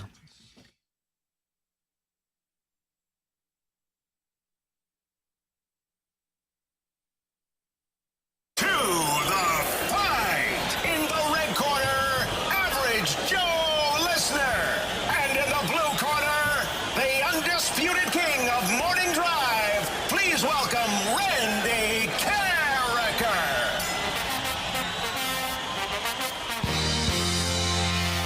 Welcome back to the opening drive. Brooke, Dan, Randy, and Rockio here, and it is time for the fight. And our fighter today is Richie. Richie, how are you doing this morning? I'm well. Happy to be here, and I forget to tell you guys I had a good time. Oh, how exciting. And we are happy to have you on here. Is this your first time facing Randy in the fight? It is. Nervous, excited, scared, all of the above? More nervous than I thought. It's intimidating, right? Because either, I don't know where you're at right now. Either you're in your car driving, so you're trying to hopefully focus on that, or you're inside of your house. You said you're where? Well, I'm in my car, but I'm about to park because I carpool with a buddy, and it's his turn to drive today. Nice. All right. That's a way to work it out. Dan, any words of advice for a first-time fighter, Richie? Not really. If you're nervous, just use those nerves in a positive manner and, think you can take down Randy. You got to have confidence. As I tell Randall, you got to have conviction. That's good advice, Dan. Thank you. You're more than welcome. Good luck in the fight. Appreciate that. You All bet. right. Here's question number 1, Richie. Who is the only Cardinals pitcher this year to tally double-digit strikeouts in an outing this season? Is it Matthew Liberatore, Kyle Gibson, or Sonny Gray? I'll go Sonny Gray. Final answer, Richie? Final answer, Dan. All right, buddy, you're off to a good start. Only 2 players in NFL history have caught 5 touchdowns in a single game. Jerry Rice, and which Hall of Fame tight end? Was it Mike Ditka, Jackie Smith, or Kellen Winslow? I'll go Kellen Winslow. Final answer. Those nerves are proving to be very wise in some of your answers here, Richie, so well done. Here we go to question 3. Rockio doesn't like that you're giving maybe some Hey, but he's using conviction, He right? is. Conviction is the key. Oh, I'm Well, I went sorry. with a Mizzou Tiger. There you go. Yeah, Mizzou nice. plays tonight. Stay with the home team. I like it. I have the Tiger. All right, here's number 3, Richie. In the 2021 NL Wild Card game, the Dodgers walked off the Cardinals with a 2-run shot in the bottom of the ninth. Excuse me. Let me rephrase this. So in the 2021 NL Wild Card game, which Dodger walked off the Cardinals with a 2-run shot in the bottom of the ninth? Was it Will Smith, Cody Bellinger, or Chris Taylor? I believe it was Chris Taylor. All right. And number 4, there are only 5 players in Major League Baseball history to start their career with 4 straight 100 RBI seasons. Which Cardinal is on that list? Is it Albert Pujols, Stan the Man, or Joe Medwick? And that was 100 RBIs in the first 4 seasons? That's Is that correct. Yep. I'll go Albert Pujols. All right, Richie, impressive. Let me go grab Randall. How are you feeling? The Sonny Gray Gibson, I read the box score if I missed the game, and I'm trying to remember. I was like, God, did Gray wind up with 9 or Gibby had 10 a couple? That was a good 50-50 shot, yes. Yeah, well, and I feel like Dan was very encouraging with what the little hints that he was giving you, so you should feel pretty good about it. Randy's, well, yeah, just saying, indicating that he did pretty well. Yeah. I think that's fair. That's fair. Yeah. Did not give him hints. Yeah, no, not hints on, of course, on the answers, No. but just hints on that maybe he was doing pretty well with his conviction on these answers. All right, Randy's back in the studio. Randy, say hi to Richie. Richie, good morning. How you doing? I'm well, Randy. Happy to be here. Well, it's great to have you with us. Thanks for listening, and thanks for playing today. You're very welcome. Good luck to you. Thank you. Same to you. Ready for question number 1? I am. Who is the only Cardinals pitcher this year to tally double-digit strikeouts in an outing this season? Double-digit strikeouts in a game this season. It would have to be Sonny Gray. Sonny, come home. Is that your final answer? Yeah, I'm thinking that Lynn and Gibby and Michaelis and Pallante and Matz did not do it. I'll go with Sonny Gray. Question 2, are you ready? Yes, sir. Only 2 players in NFL history have caught 5 touchdowns in a single game. Jerry Rice and which Hall of Fame tight end? Hall of Fame tight end. 5 touchdowns in a single game. How many did that guy for Buffalo catch in the playoffs a couple of years ago? That was 4, right? The guy that left as a free agent this year. It was 12. Gabe Davis. I think caught 4 in a game. 5 touchdowns in a game for this Hall of Fame tight end. Dan, am going to go. It seems like this was more recent than Kellen Winslow. Maybe not. I will do the lifeline here just in case. You were hesitant with the lifeline, but it seems to be that this would be an answer that you just want to nail down. Yeah. Okay. Yeah. The lifeline is Mike Ditka, Jackie Smith, No. or Kellen Winslow. We'll go with Kellen Winslow. East St. Louis product, University of Missouri, MIZ, and a San Diego Supercharger. We're on to question 3, Randall. All right. In the 2021 NL wildcard game, which Dodger walked off the Cardinals with a 2-run shot in the bottom of the 9th? 2021, off of Alex Reyes, right? Was this Chris Taylor? I'm going to go with Chris Taylor, the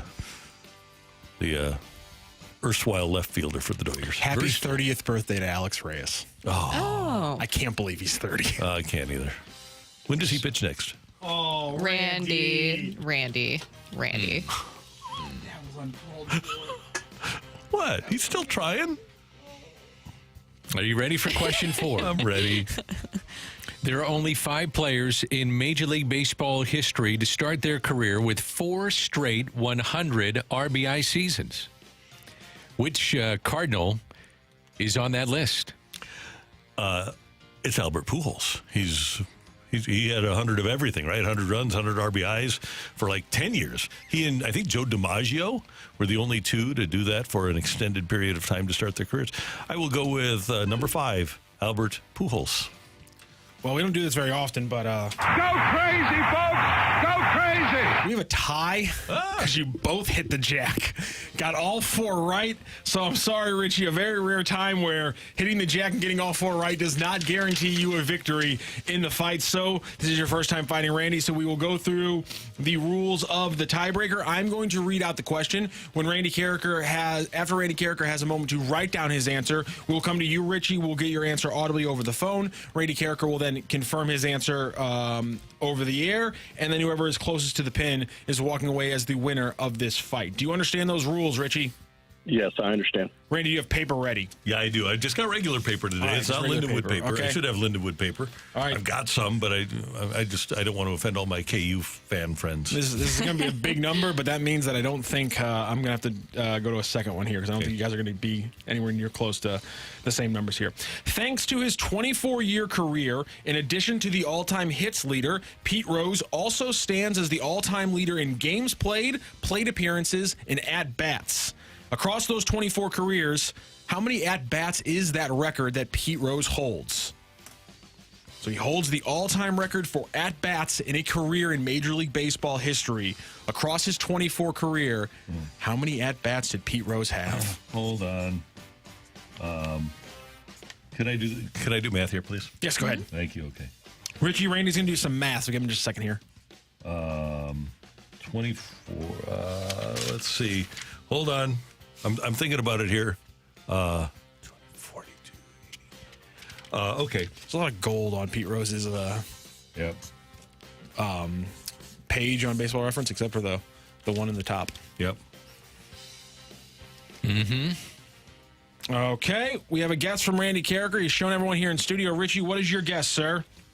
I'll go with 15,111. 15,111 is our guess from Richie. Randy Carricker, what is your guess, sir? I went with 8904. All right, we have a winner in today's fight. They both hit the jack. Is it enough for Richie? Does he take down Randy Carricker in the fight, in the tiebreaker today? Or does Megamind roll on with another victory on this Friday Eve? Ring that bell. The winner and new champion of the fight, Average Joe Listener. The fight is presented by Golf Discount of St. Louis, with the most experienced club fitters in town. Why shop anywhere else? Well done, Richie. Congratulations. You finished out the win. Pete Rose, 14,053 is the all-time career record for at-bats, so nicely done there from Richie. Good job getting the win today in the fight. I'm so bad at math. Well, that's what I did. I knew he had 4,000 something, and I knew he batted over 300. So I hear you, Matt. There you go. Good job, Richie. Congratulations on the win.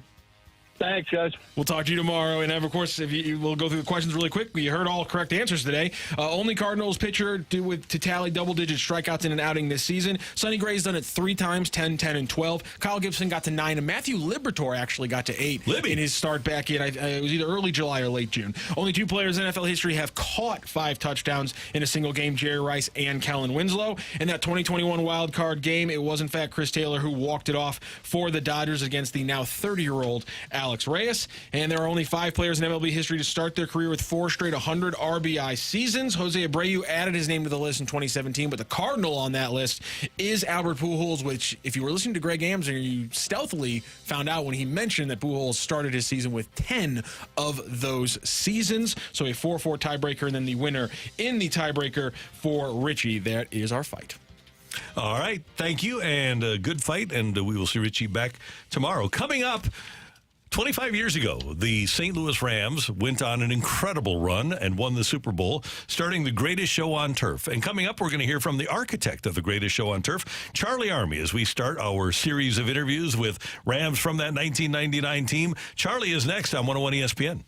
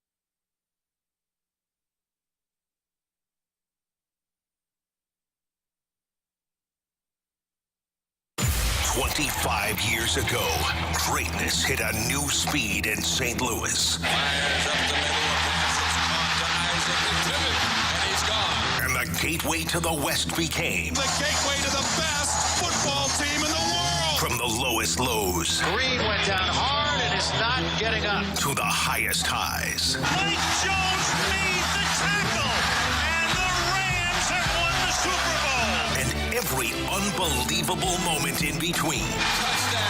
Touchdown, Ricky Prohl in the corner. Every piece of the 99 season felt like a story. And today, we continue the legend of the greatest show on turf.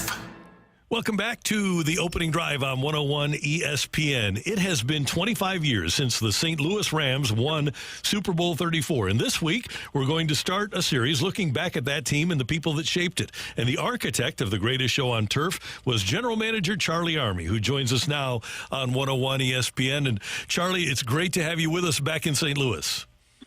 You know, I just love being in St. Louis. Anytime I can talk to the people in St. Louis and feel like I'm part of the community, it makes me feel great.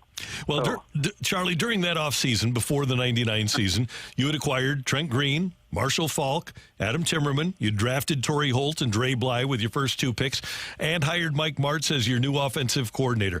And you had come off 5-11 and 4-12 in your first 2 years in St. Louis. So how are you feeling heading into that training camp? You know, it all started, that training camp was just the fruits of Dick Vermeil's labor. I remember 2 years back, before that training camp, when I joined the Rams and meeting with Coach Vermeil, sitting there and talking to him, he says, you know, winning football games is not what this is all about here at the Rams. And I looked at him, and he says, what it's all about right now is changing the culture so we can win football games. He said, this team needs a real abrupt change in their method, how they practice, their attitude towards winning, and their attitude towards being champions. I'll never forget that conversation with him. And right then he said, the answer is in 3 words: work, work, work. So I'll never forget that, how that training camp was preceded by Dick Vermeil's determination to change the culture of the St. Louis Rams. And it was a wonderful thing to see. And Charlie, so much of the culture had been changed in 97 and 98.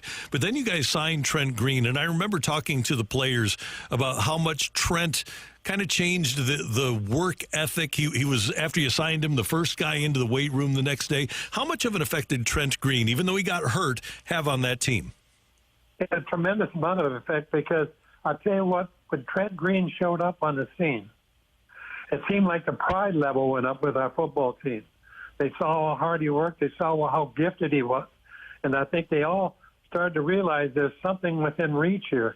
And Trent Green, the players just really identified with him as a champion. His work ethic and his attitude, everything rubbed off on everybody. And it was just so rewarding to see one player have such a strong effect. And, of course, he bought right into Dick Vermeil's philosophy, which rubbed off then more on the team. And Trent was 28 of 32. I looked it up, 28 of 32 for 406 yards and 2 touchdowns when he got hurt on that fateful night at the Dome against the Chargers when Rodney Harrison rolled up on his knee. What was going through your mind, Charley Armey, when you saw that injury occur? Well, I just thought about the bad luck we were having at that point, having him injured. And I thought to myself, we just got to think forward. This is a tremendous blow for our ball club, but we got to think forward and identify who do we have to make the next step to carry the torch for the football team. And then remembering a couple of days later in the meeting when Dick Vermeil announced that, hey, we're going to go with Kurt Warner. He shows everything we've needed in a player and leadership and ability, and we're going to win or lose with him. And I expect, this is his words, not mine, and I expect that we will win. I'll never forget that meeting. Why did Kurt get the job? Why wasn't it Jeff Hostetler, somebody from the outside? What did Kurt show?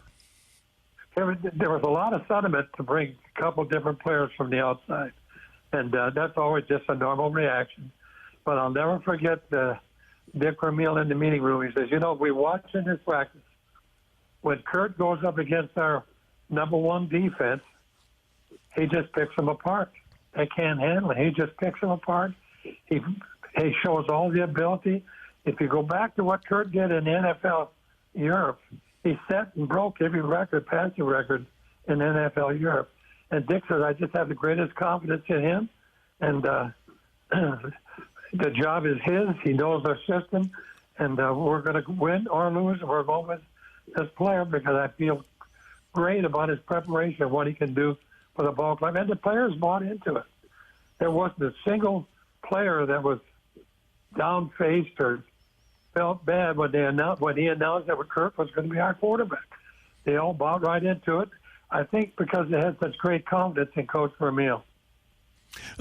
Charlie, you have been around a lot of football when that injury occurred and when you put this team together, and you've seen a lot of football since. Looking back now, that it became the greatest show on turf, is it a surprise to you that they were as prolific as they were? Well, from a football standpoint, it wasn't that big a surprise because the instrument was there. In other words, we had the running back, we had the receivers.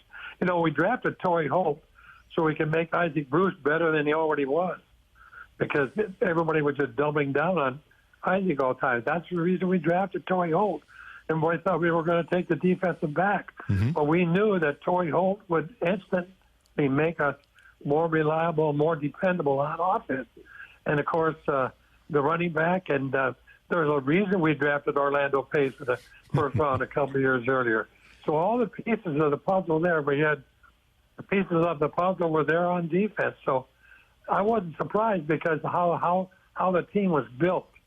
It was ready to make the next step. Now, did I think it would be as great as it was? No. Did I think we could win? I definitely thought we could win. And one of the things that provided the chance to win was the fourth-ranked defense in the league that year. We all talk about the offense, and it was, heck, I would argue that it's the best offense in the history of the league. But you add London Fletcher to that group. You had drafted Grant Wistrom the year before. You already had Kevin Carter. You had DeMarco. You get Ray Agnew. And then London Fletcher and you had signed him from John Carroll the year before. He kind of seemed to be the cherry on the top of the sundae. Yeah, he was an incredible member. When we signed him out of John Carroll, we were sitting in my office, and he signed his contract with myself and Jay, and he just looked across it. He says, why didn't you draft me if you thought I was good enough to be signed? And I said, you're so sharp we could eat peanuts off your head. And then he laughed, and then he looked at me, and he said, by the end of the year, I'll be your starting middle linebacker. And, of course, the rest is history. He played 17 years and never missed a game. He was just a great talent. Here's the one thing about London that people don't realize, his leadership ability. He led with his ability, and it was just everybody were raving when he was around, when he was on the field. He just made everybody better. Everybody just radiated to him, and he made a team a lot better football team. So we were just fortunate that he panned out the way he did, but I fell in love with him. He sent me his films, and I always looked at every film that players would send me. And I couldn't believe he's making all the plays on special teams, making all the plays on defense, and he could outrun anybody on the football field. So I just thought he had a chance. The worst thing that happens to people in the NFL is they get caught up in the measurables. They think the guy has to be so tall or he has to be so fast. Everybody always breaks those measurables. You've got to find out what's in their heart, the competitive nature, and what they can bring to the team with their ability and their God-given talent as a competitive player. The reason I love Torrey Holt, he made every competitive play when he played for North Carolina State. If there was a competitive play to be made, he made it. It's easy to grade players that just play catch. You've got to grade the ones that can make the competitive plays, and that's Torrey Holt. Charlie, what do you think made that defense as good as it was? We just mentioned London, but if you could pick out one element of the defense that made it what it was, what do you think it was? The work ethic. There were once Dick changed the culture, the pride level went way up on that defense. They decided, and he decided for them, that they were going to be the best defense in the league. And the pride level just went. You could just see the change overnight from when we got to go to work, from we're going to go to work. And then the pride level just went up with the defense, and all those players meshed together. And it was such a great reward to see it all come together.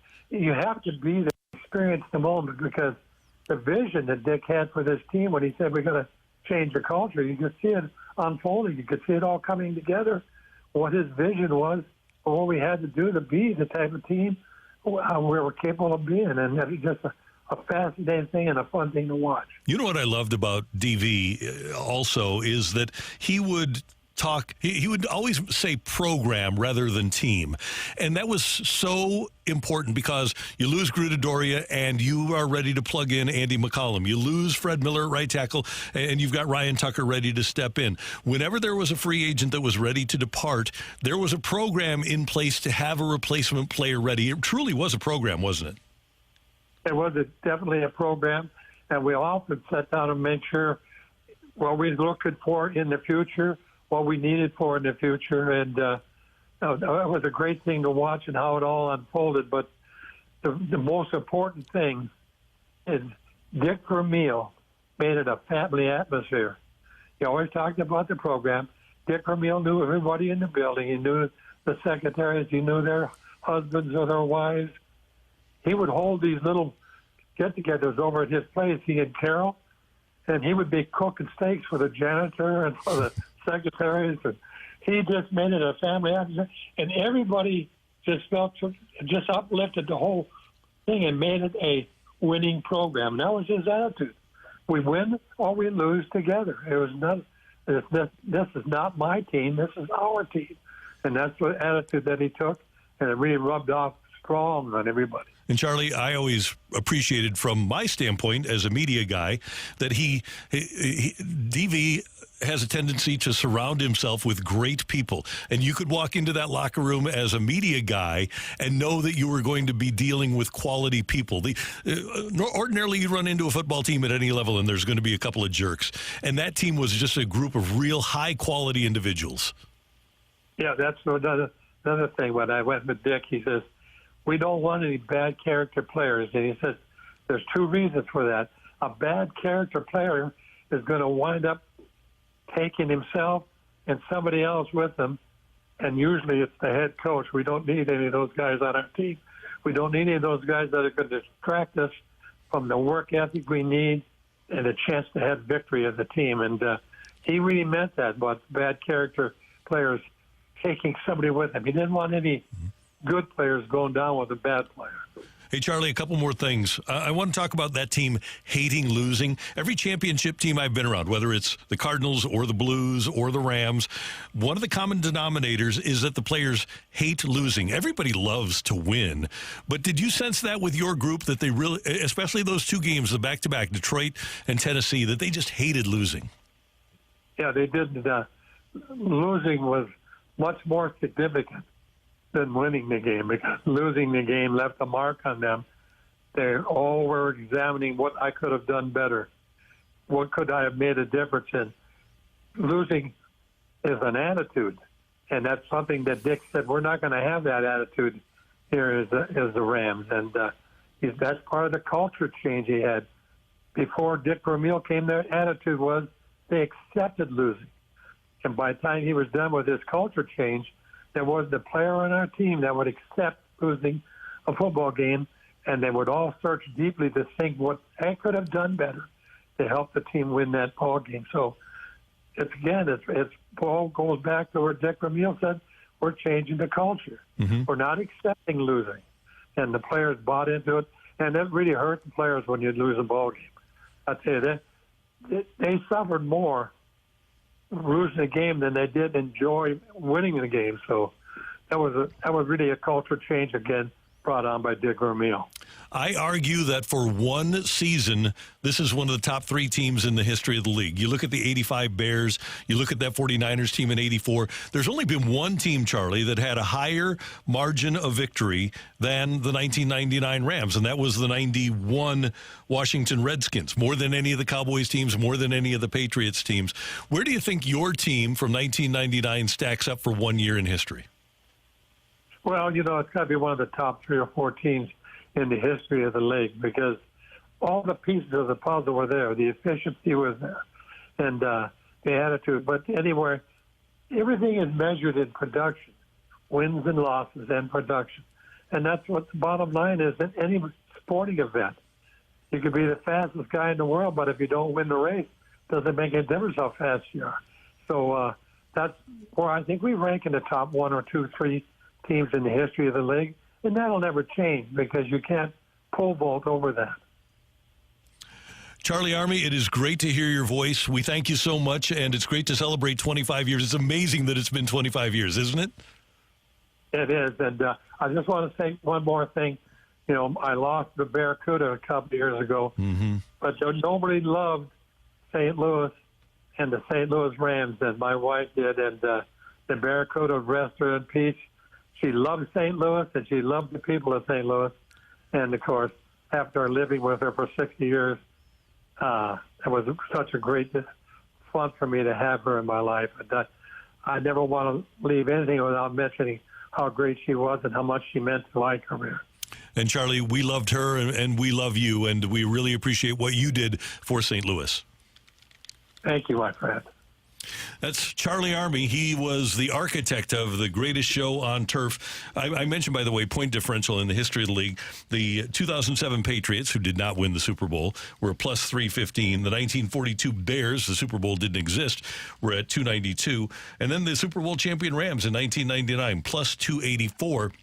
The best point differential of any Super Bowl champion ever was right here in St. Louis. Our thanks to Charley Armey. I know, Dan, you had have a great relationship with Charlie, but when he was here, there was nobody that treated us better. Took me over to a restaurant near the airport, and we had lunch. I'll never forget it. And then he brought me back to Rams Park to look at how they were approaching the draft.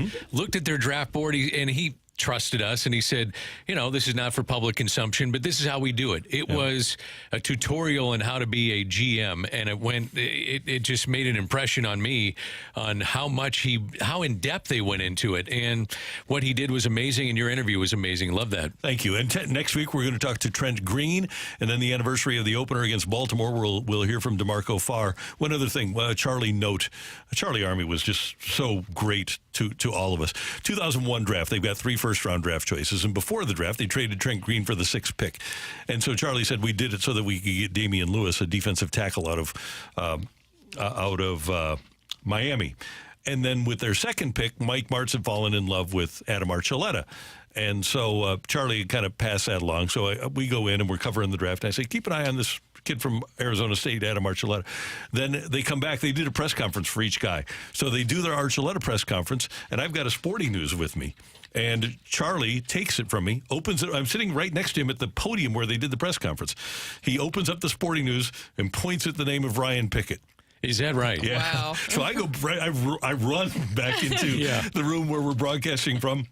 And I said, hey, just keep this name in mind. Ryan Pickett, defensive tackle from Ohio State. And lo and behold, that's who they wound up taking. Makes you sound like an expert. It does. And it was, and you use the word trust. He trusted us to be able to use the information that he gave us in the proper manner. And a lot of times, those in charge or coaches, managers will do that to cover their own butts, too. Yeah. They give you a little information. It tells you, okay, this is what you're thinking. And so when they make that move, you understand it and can be kind of a conduit, what you're supposed to be in this job, a conduit between those in charge, players, and the fan.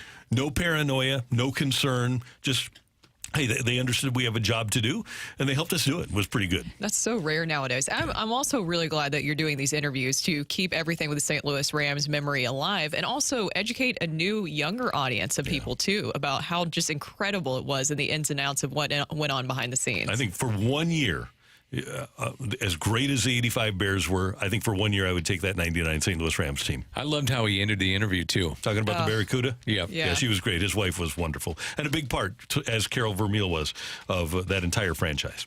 Dan, Brooke, Randy, we got a quick rush hour reset coming up next on 101 ESPN.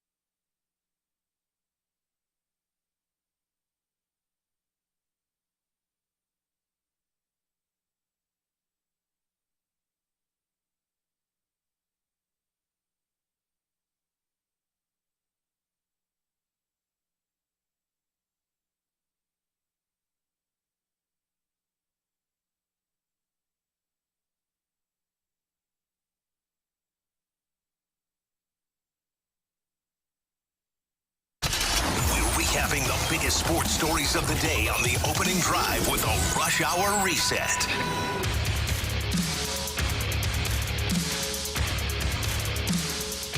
Blues training camp starts in just a couple of weeks, 3 weeks to be exact, and you can join 101 ESPN for the second annual Blues and Brews on Friday evening, September 20th at the Anheuser-Busch Brewery.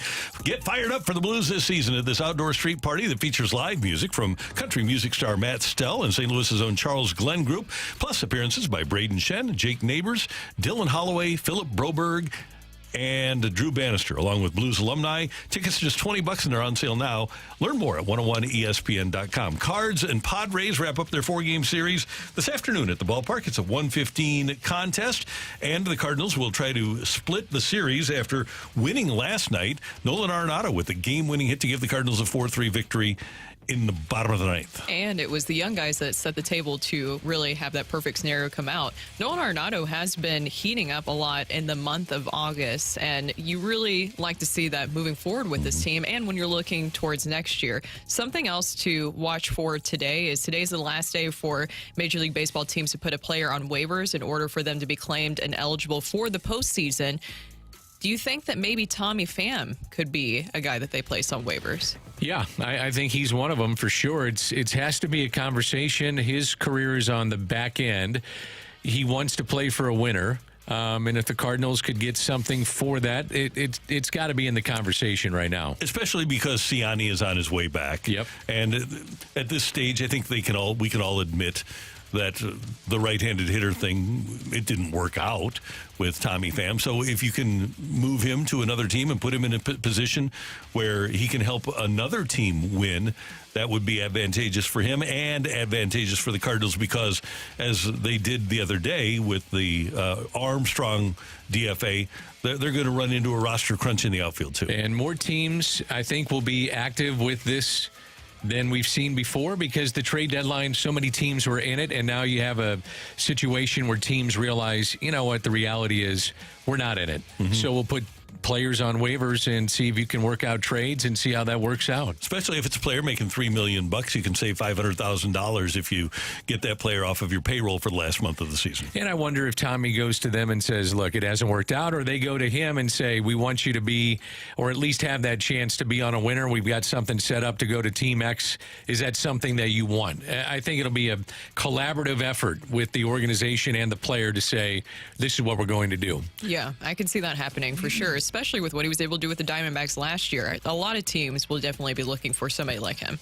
The Cardinals will pitch Sonny Gray today. He'll sweat, and he'll be opposed by Michael King of the Padres, who also will sweat. You might see the most sweaty starting pitching matchup in Major League Baseball this year. Randy. Sonny does sweat a lot, doesn't he? He does. He does. It's supposed to be hot around game time, like 92. By 2 o'clock, it gets up to like 94, 95. So it's going to be a hot one at the ballpark. It'll be interesting to see how many fans show up. You know, last night looked a little better. Yeah. But today we'll see, you know, when it's hot and you don't have any cover from the sun and team isn't playing all that great, we'll see how many people want to show up at the ballpark. College football tonight, you've got Mizzou taking on Murray State in Columbia, sold-out game. That game can be seen on SEC Network at 7 o'clock.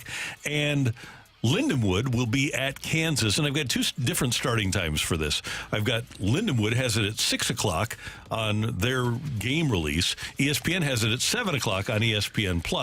So I don't know, just tune in at 6 and hope. What are you going to do? Are you going to have two screens going with both games? Yep, that's what I'm going to do. Good. Yeah. Especially since the Cardinals play a day game today. It works out very well. And then I'm sure I'll flip around to the other college football games going on. It's a pretty big slate of games. It's a lot. There is a lot. Yeah. So any other that interests you guys? No. Well, no. The college teams that I'm interested in are playing. Yeah. A lot of black and gold tonight. Yes, that's true. So, go Tigers. How about North Carolina and Minnesota? That's an interesting contest. Mac Brown against the Golden Gophers, eh? I like that game to potentially watch. I'll watch Colorado. That one will interest me, too, because of Deion. Yeah, we coming.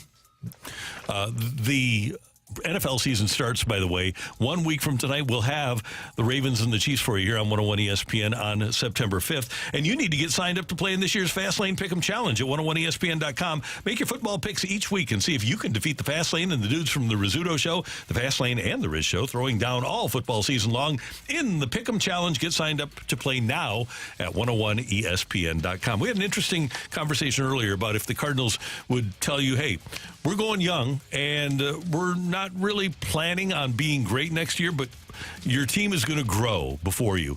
And we got a lot of response, and we want to hear from you again. And if you have a mic drop, if the Cardinals would say, okay, Goldie's not back, Lynn's not back, Gibson's not back, we're going with kids and your everyday lineup. We're going to play them all the time. We're going to play Newt Barr, Scott, Siani, Walker. Arenado's still going to be at third, but you'll have Wynn, Donovan, Burley, Pajes, Herrera. You're going to see those guys all the time. And then the young pitchers, you're going to see Andre Pallante. You're going to see Matthew Liberatore. You're going to see a guy like McGreevy or a guy like Graceffo. You're going to Quinn Matthews. What do you think? Are you on board with that? That's next on 101 ESPN.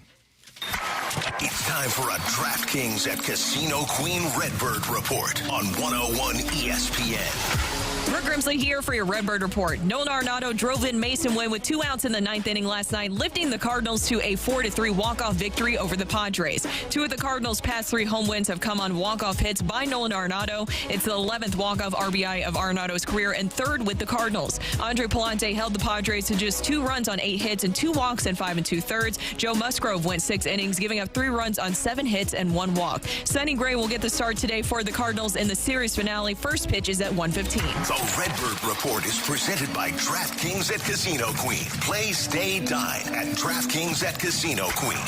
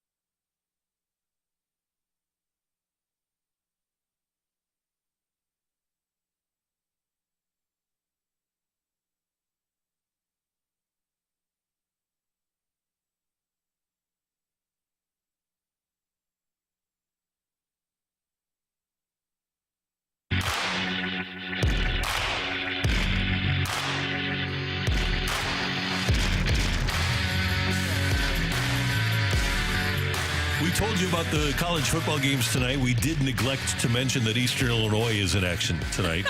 Facing who, Randy? Illinois. Oh, come on. Yes, we did not do that on purpose. That game's at Champaign. The Fighting Illini are a 28-point favorite in that game. So ILL.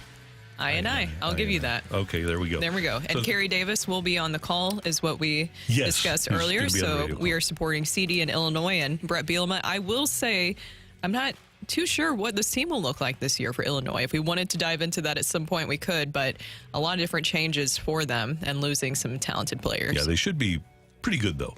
The response to the idea of the Cardinals going young and admitting they're going to go young has been resoundingly positive. It seems to me, Brooke and Dan, that Cardinal fans, A, want a change, but B, we've used the word stale with this team before. I get the sense that the excitement of youth would turn the fans on a little bit more than this current team does. Oh, yeah, I think it would 100%. And just based off the text line alone, I would say that a lot of fans would buy into that. Now, I think a couple of things would have to happen, too, with this youth movement that we're talking about, is that, one, the transparency of saying this is the vision, the plan of what we're doing. You don't have to reveal all your cards, but at the same time saying, okay, we're going to really invest into the youth of our organization. So it doesn't only just happen at the major league level, but also in your minor league system, finding new ways to really supplement and help develop these younger players so that you can get the most out of them at every single level.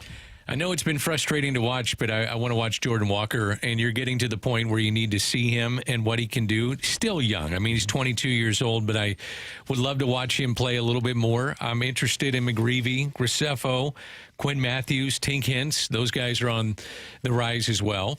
And I got to find out a little bit more about Nolan Gorman and either sink or swim with him and then kind of figure out what you want to do at that point. He did homer the other night down at AAA. If they can get fixed at AAA and then come back up here and have success, I'm all about it. And I think fans would buy into that, too. And the two veterans that are going to be here are going to be Wilson Contreras and Arenado. So you're not going to be completely devoid of veteran presence. Yes. And Gorman, see, this is the big part of what we're talking about.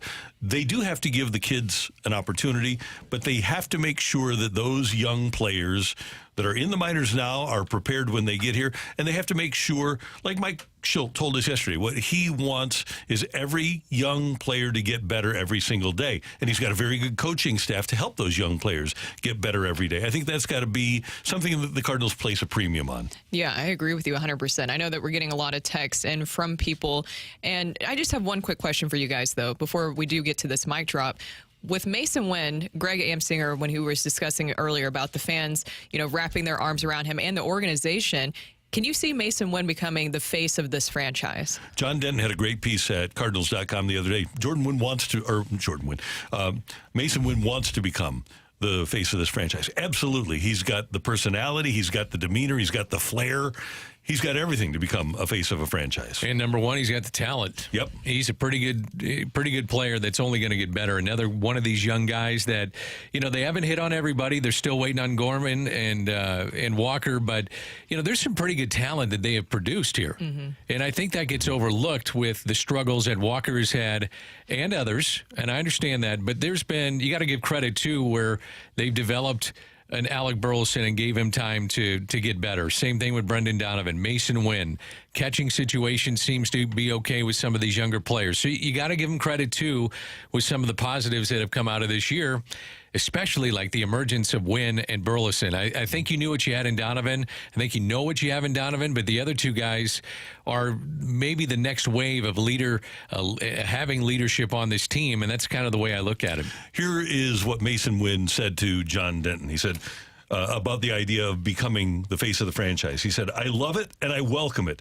There have been a lot of great shortstops and great players in this organization, but I'd love to be a Cardinal for life and make that happen. It's definitely a big responsibility, but I definitely feel it's something I can handle. This is all I want to do. This is all I really know how to do, and it's all I want. I'm excited to be here for a while and compete every day. That's what I want to hear as a fan. I love it. This is all I know how to do. Yeah. That's a baseball player right there. Right there, yeah. No doubt about it. Somebody that hates losing, too. Yep. We discuss that a lot. Guys who hate losing. Yeah. One time when Dylan Carlson was a rookie, we had him on the show, Michelle and I, and she asked, what do you like to do when you're not playing baseball? And Carlson paused. He said, eat, I guess. And he's so serious about that, too. Yeah. So it was baseball, eat, sleep, and baseball. That was it. Yeah. Which is what the majority of these guys have done in their young lives. Since they were a kid, yeah. I mean, they're still kids, but I'm going back to like Little League and high school, and some of these guys, JUCO or playing in college, it's all they know. That's what makes the transition out of sports very tough for athletes. Doubt. Oh, yeah. No This is all they know. It's their identity. Yep. Let's get a quick mic drop from Terry here on 101 ESPN. Given the Cardinals' inability to develop talent at the major league level, I don't see a whole lot of upside to just playing the kids. Well, that's got to change. You need to get people that have shown that they can get players to be better at the major league level. Now, We were just talking about Mason Wynn. Mason Wynn has gotten a lot better. Alec Burleson has gotten better. Pages, I think, is more than what the Cardinals expected that he would be. So it's not everybody that has regressed, but I do agree that there needs to be a level of consistency, and I used Atlanta earlier as my comp. There has to be consistency in players getting better, and then if you quickly realize that it's not going to happen, then you make the move and trade those players. But you have to be able to make that move on a dime. And let's say this, too. If they're going to go anywhere, it's got to be Walker, it's got to be Gorman. These are the two big bats in your lineup that you're counting on, and those two guys have to develop. And if you don't hit on those two, then that's going to be a tough situation. Yeah, homegrown left-handed power bats don't grow on trees, and that's something that you need with Nolan Gorman. I think it's just tough because we talked about this yesterday with Dylan Carlson and seeing his success, and I know that it's a very small sample size of him moving on, but we keep hearing about the change of scenery. I think you want to be able to figure out how to make it work with the guys here and change the scenery here within the organization so that it can work out, so you don't have to give up a guy like Dylan Carlson. Another mic drop, and this is Andrew here on 101 ESPN. I'd be absolutely fine with that because at least they would let us know and let us know factually what they're going to do. Not just, well, we're going to see what we have in the minors and, you know, I think there's a good possibility that we could call some guys up and have some of them play for us. No, just tell us. Just tell us. Have some transparency. Let us know what's going on. I think that's fair because that's what the Blues have done. That's the comp here. In this town, that's the comp. I think so. Well, we had people point out earlier the NHL is different than Major League Baseball. Of course, it's very different. But I think that there is a line that you can toe where you're honest and you're transparent about just kind of the vision that you have going forward. I mean, remember earlier this year, the Cubs said that they're building towards 2025. I think messages like that and the moves that really back it up would be something that fans would embrace. I think if you're a Cub fan, you have to be shocked at what's going on here. They're hanging around. Yeah. And they didn't give up Bellinger, and they didn't give up a couple of other guys that were being talked about, but they have to be shocked that they're still hanging around. And they've got a great schedule in September, too. They've got the third or fourth easiest schedule coming up in baseball. So don't count the Cubbies out here. They maybe have a shot. And the Pirates have been tanking. Did you see that game? It's been terrible. Yeah. Derek Shelton was at a loss after the game. The manager of the Pirates, he was just done. You could just see he was so frustrated. Like, are you kidding me? This is happening again. And they've got a pretty good team, obviously, with Paul Skeens at the top of their rotation, but has not happened, has not come together for them. And that's an interesting team. You know, what if you put Aroldis Chapman on waivers? Yeah. Teams that would want him. Right. You know, they got him to a one-year deal. So look at some of the players that are on one-year deals or players that were acquired at the trade deadline, and all of a sudden these teams are out of it. It's something to watch moving forward, and it happens in the next 24 hours. Coming up, what do we expect from Mizzou tonight as they try to make the playoffs in the first year of the 12-team playoff in college football? It's coming your way on 101 ESPN.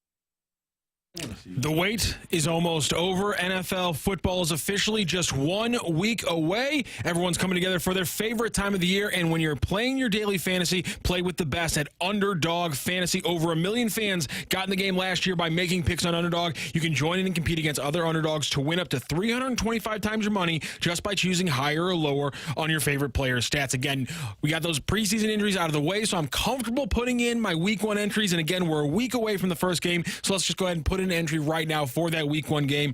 Ravens versus Chiefs. I'm going to go higher than 47.5 rushing yards on Lamar Jackson, lower than 266.5 passing yards on Patrick Mahomes, because the Chiefs usually start out a little bit slower than what they hit by the midseason. And then we're going to go ahead and get Derrick Henry in that new perfect black and purple jersey. We're going to have him getting his first touchdown in a Ravens jersey in that game. We're going to go higher than 0.5 rush plus receiving touchdowns for Derrick Henry. So higher on Lamar Jackson's rushing, lower on Patrick Mahomes passing, and higher on Derrick Henry, 0.5 to score a touchdown. Making picks on Underdog is just that simple, and it's even easier to get started. You can go to their mobile app or to UnderdogFantasy.com, sign up with the promo code ROCC, and Underdog will give you a highly discounted pick to use on your first pick 'em entry, plus a first-time deposit offer of up to $1,000 in bonus cash. That's Underdog Fantasy, promo code ROCC. Claim your new customer offer of a gimme first pick and your deposit offer. Must be 18 plus and present at state where Underdog Fantasy operates. Terms apply. Consumer the play card 1-800-GAMBLER versus www.ncbgambler.org.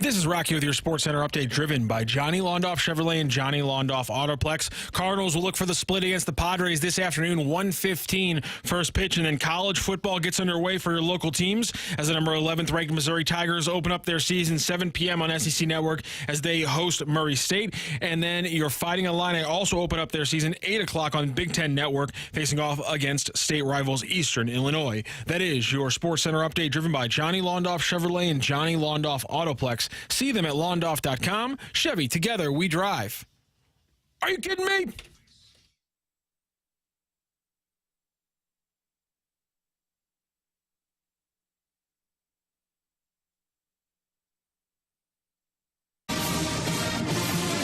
Last year, Mizzou played South Dakota in their opener. They won 35-10. They didn't really get Luther Burden involved in that game. And you remember, there was still an alleged competition for the quarterback spot that Brady Cook wound up winning. Isn't that amazing? Yeah. Just a year ago. Yeah. Controversy. And now Brady Cook is the guy. And I think 35-10 last year, if that was replicated tonight, that would be fine for me. I don't expect a team that plays no preseason games and didn't really have a scrimmage against somebody else to play and win by 47.5 in their opener.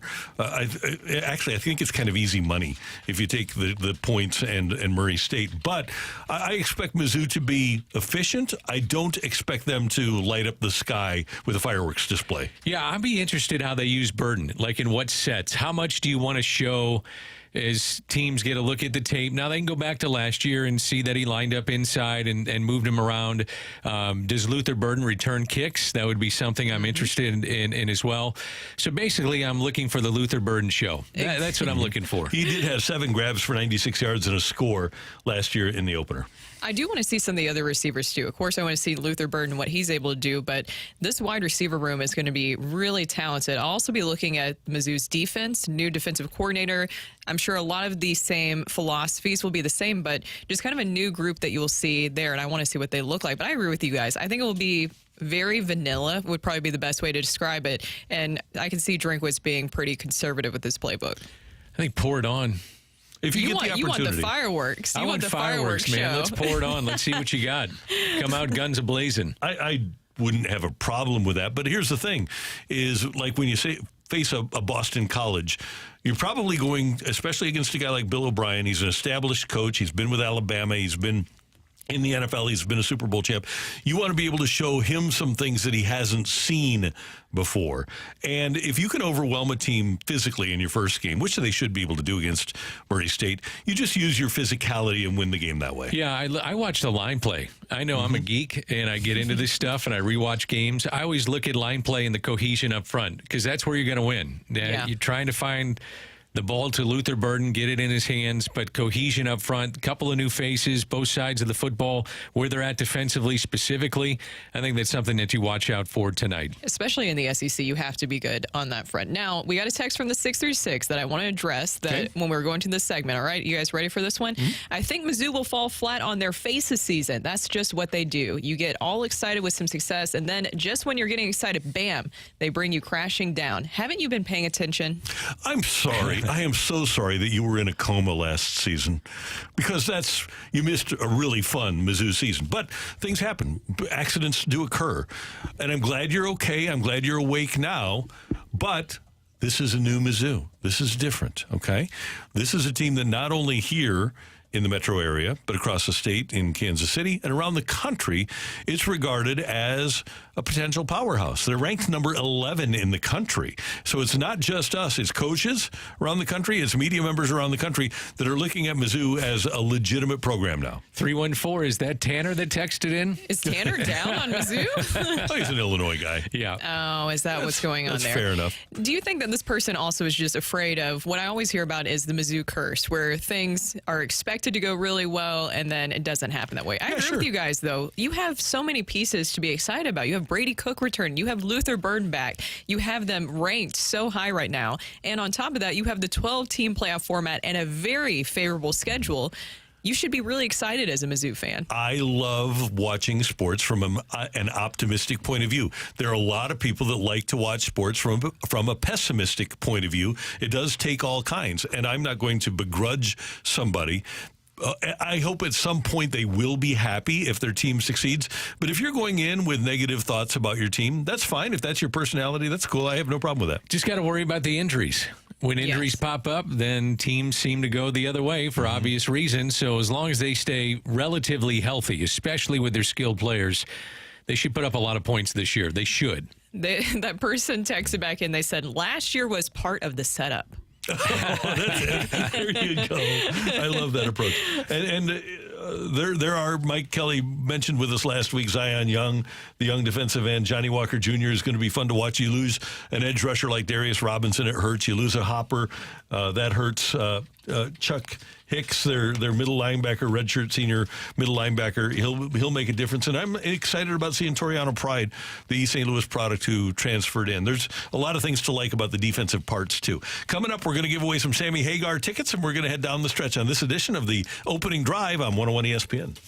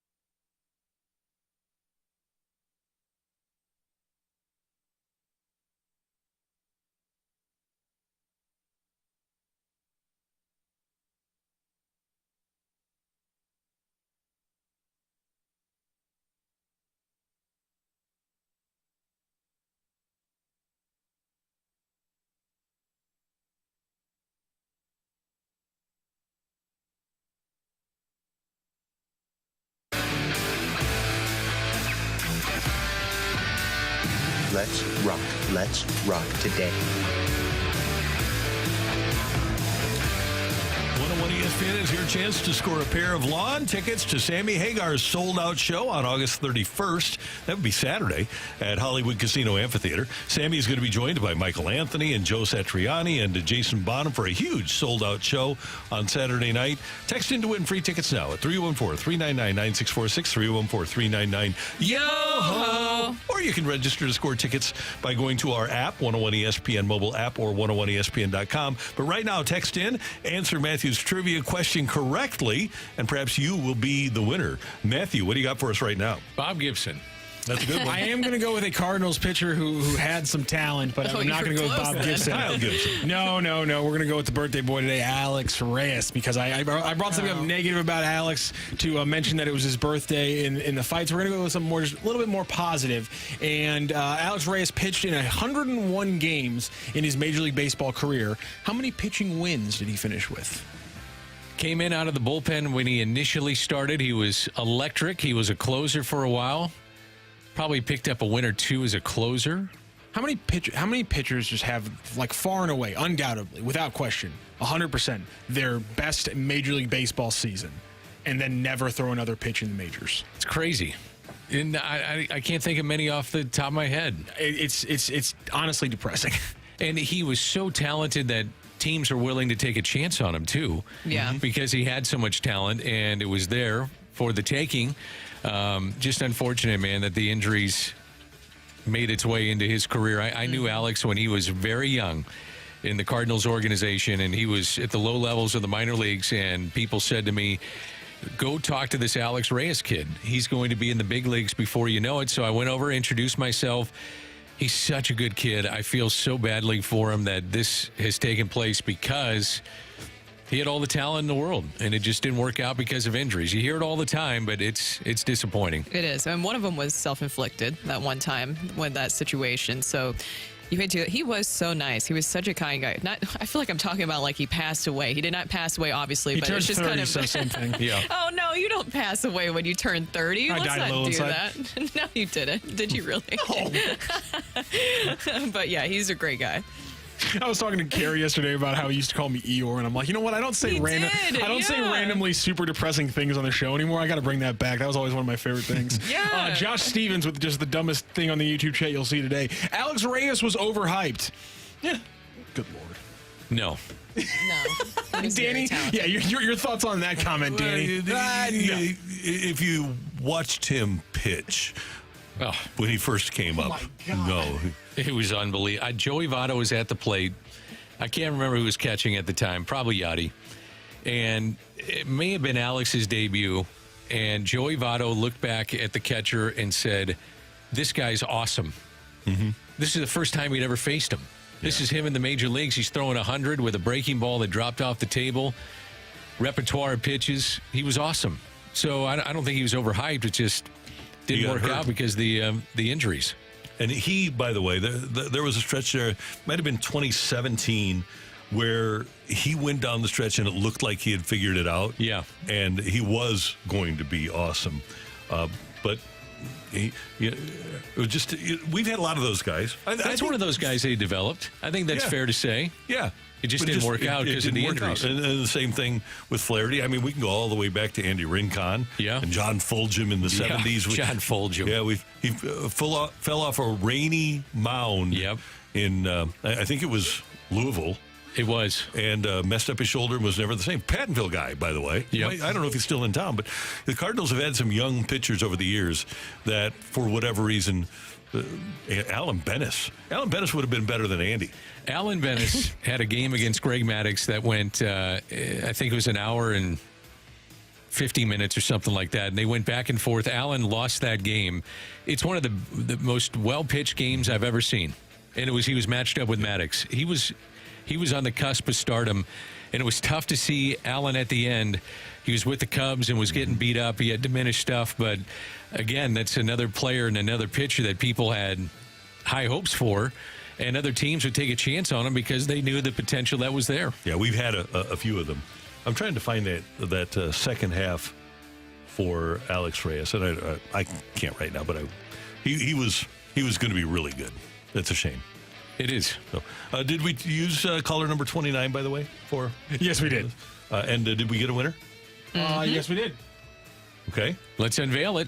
He won 16 games, 10 of them in that final season when he also got 29 saves, as we've had that question on the fight. He had 10 wins and 29 saves in that year? I can't remember exactly what the fight question is off the top of my head, but he's one of only like... That's right. There's only like 10 players in the last 50 years that have done double-digit wins and 20-plus saves in a year. I would have thought just a handful, if even that. That's what I'm saying. That's why that 2021 season blows my mind, because he goes 10-8. He appears in 69 games, finishes 54 of them, and finishes with 29 saves. His strikeout per 9 was around 12. He was an all-star. He saved his first 28 consecutive appearances, and then he blew up in the second half. And Gallegos had to take over. Oh, yeah. And then that's kind of why, because the way the game worked out in that Dodgers game, if he was still in the closer role, he's not the pitcher that gets the home run hit on him, because the Cardinals obviously wouldn't have him out there. But that's the last time we see Alex Reyes is getting jacked by Chris Taylor to lose a wild card game and a legendary season, and he never throws a pitch again in the major leagues. What a shame. Happy 30th. Happy 30th. Yep. Yeah. Wondering where he's at now. I was trying to look that up, actually. Yeah, Jersey. I couldn't find it. That's I think he born and raised. He was in the Dominican and then moved to upper New York area. By the way, that it was actually his rookie year. That down the stretch, second half, he goes 4-1 with a 1.57 after the All-Star break. Yeah, and then doesn't pitch in 2017. Yeah, right. Great job today by our producer, audio, video engineer, the one, the only Matthew Rocchio. Thank you, sir. Pleasure. Brooke, you know what? I think you should just take Friday off. Hard week for you. Just going back to visit my parents. I haven't seen them since the wedding. So, yeah, they're listening right now. They listen every single morning. Awesome. Good. They know everything. Tell Pops I said hi. Well, hi, Pops. Well, what about Mom? What about Irma? No, I know he is intensely listening. He is. Irma, he is. Hi. Yeah, she listens too. Okay, but he's the one that's turning on the app, right? Yes, he carries around a portable radio with him everywhere so he can listen. He is a sports radio fanatic. Go Titans, too. Yeah. Right after he listens to us, he goes back to listen to Titans radio. By the way, you want to tell people what they see when they walk into our office these days? What do they see? Up on top of my desk? Oh, yes, the Titans golf bag. Yeah. Nobody else wanted How'd you get that? Thanks to our friends at Golf Discount. Yes, we've got it's beautiful. Thank you guys so much. Thanks, Chris. We've decorative, because we've got an AFC team for our show, the Titans, and an NFC team for our show, the former St. Louis, now Arizona Cardinals. I like that. Yeah, so we've got a couple of golf bags up there. So. Very nice. You're going to use it? You guys going to take them out, or are they just for decoration? My rule of thumb is going to be, if the Cardinals get off to a 3-1 start, I'm going to use it. Nice. I like that. Yeah. And you, Brooke? I'll do the same. Yeah. Okay. If we get off to a hot start. I'm going to give Under you the Will Levis era. quick bad news here, though. Oh, okay. For my Arizona Cardinals. Not you. It's bad news for nice. The 2024 Arizona Cardinals, okay? The schedule to start the season for the Arizona Cardinals. I can't wait. This includes a trip to Buffalo for the opener, the Rams at home, the Lions at home, the Commanders at home, go to San Francisco, go to Green Bay, Chargers at home, at Miami. Could be an 0-8 start. 2, 3, 4, 5, 6, 7. Yeah, it could be. And then you get the Bears at home. 9. Then you get the Jets. So you might be 1-9. Oh. So you might not be using that golf bag. It might sit up there for a while. Yep. We thank you for tuning in, Daniel. Great job as always. Great job, Randall. Great job. Did you have fun? I said you take Friday off. Did you have fun? Loved the Charley Armey interview. And you had fun. Yes, I did. And Trent Green next Thursday. We'll hear those Rams interviews every Thursday. We thank you for tuning in, texting, and being a part of the show. Balloon Party coming up next for all of us until tomorrow morning at 7. Have a great Friday Eve, St. Louis.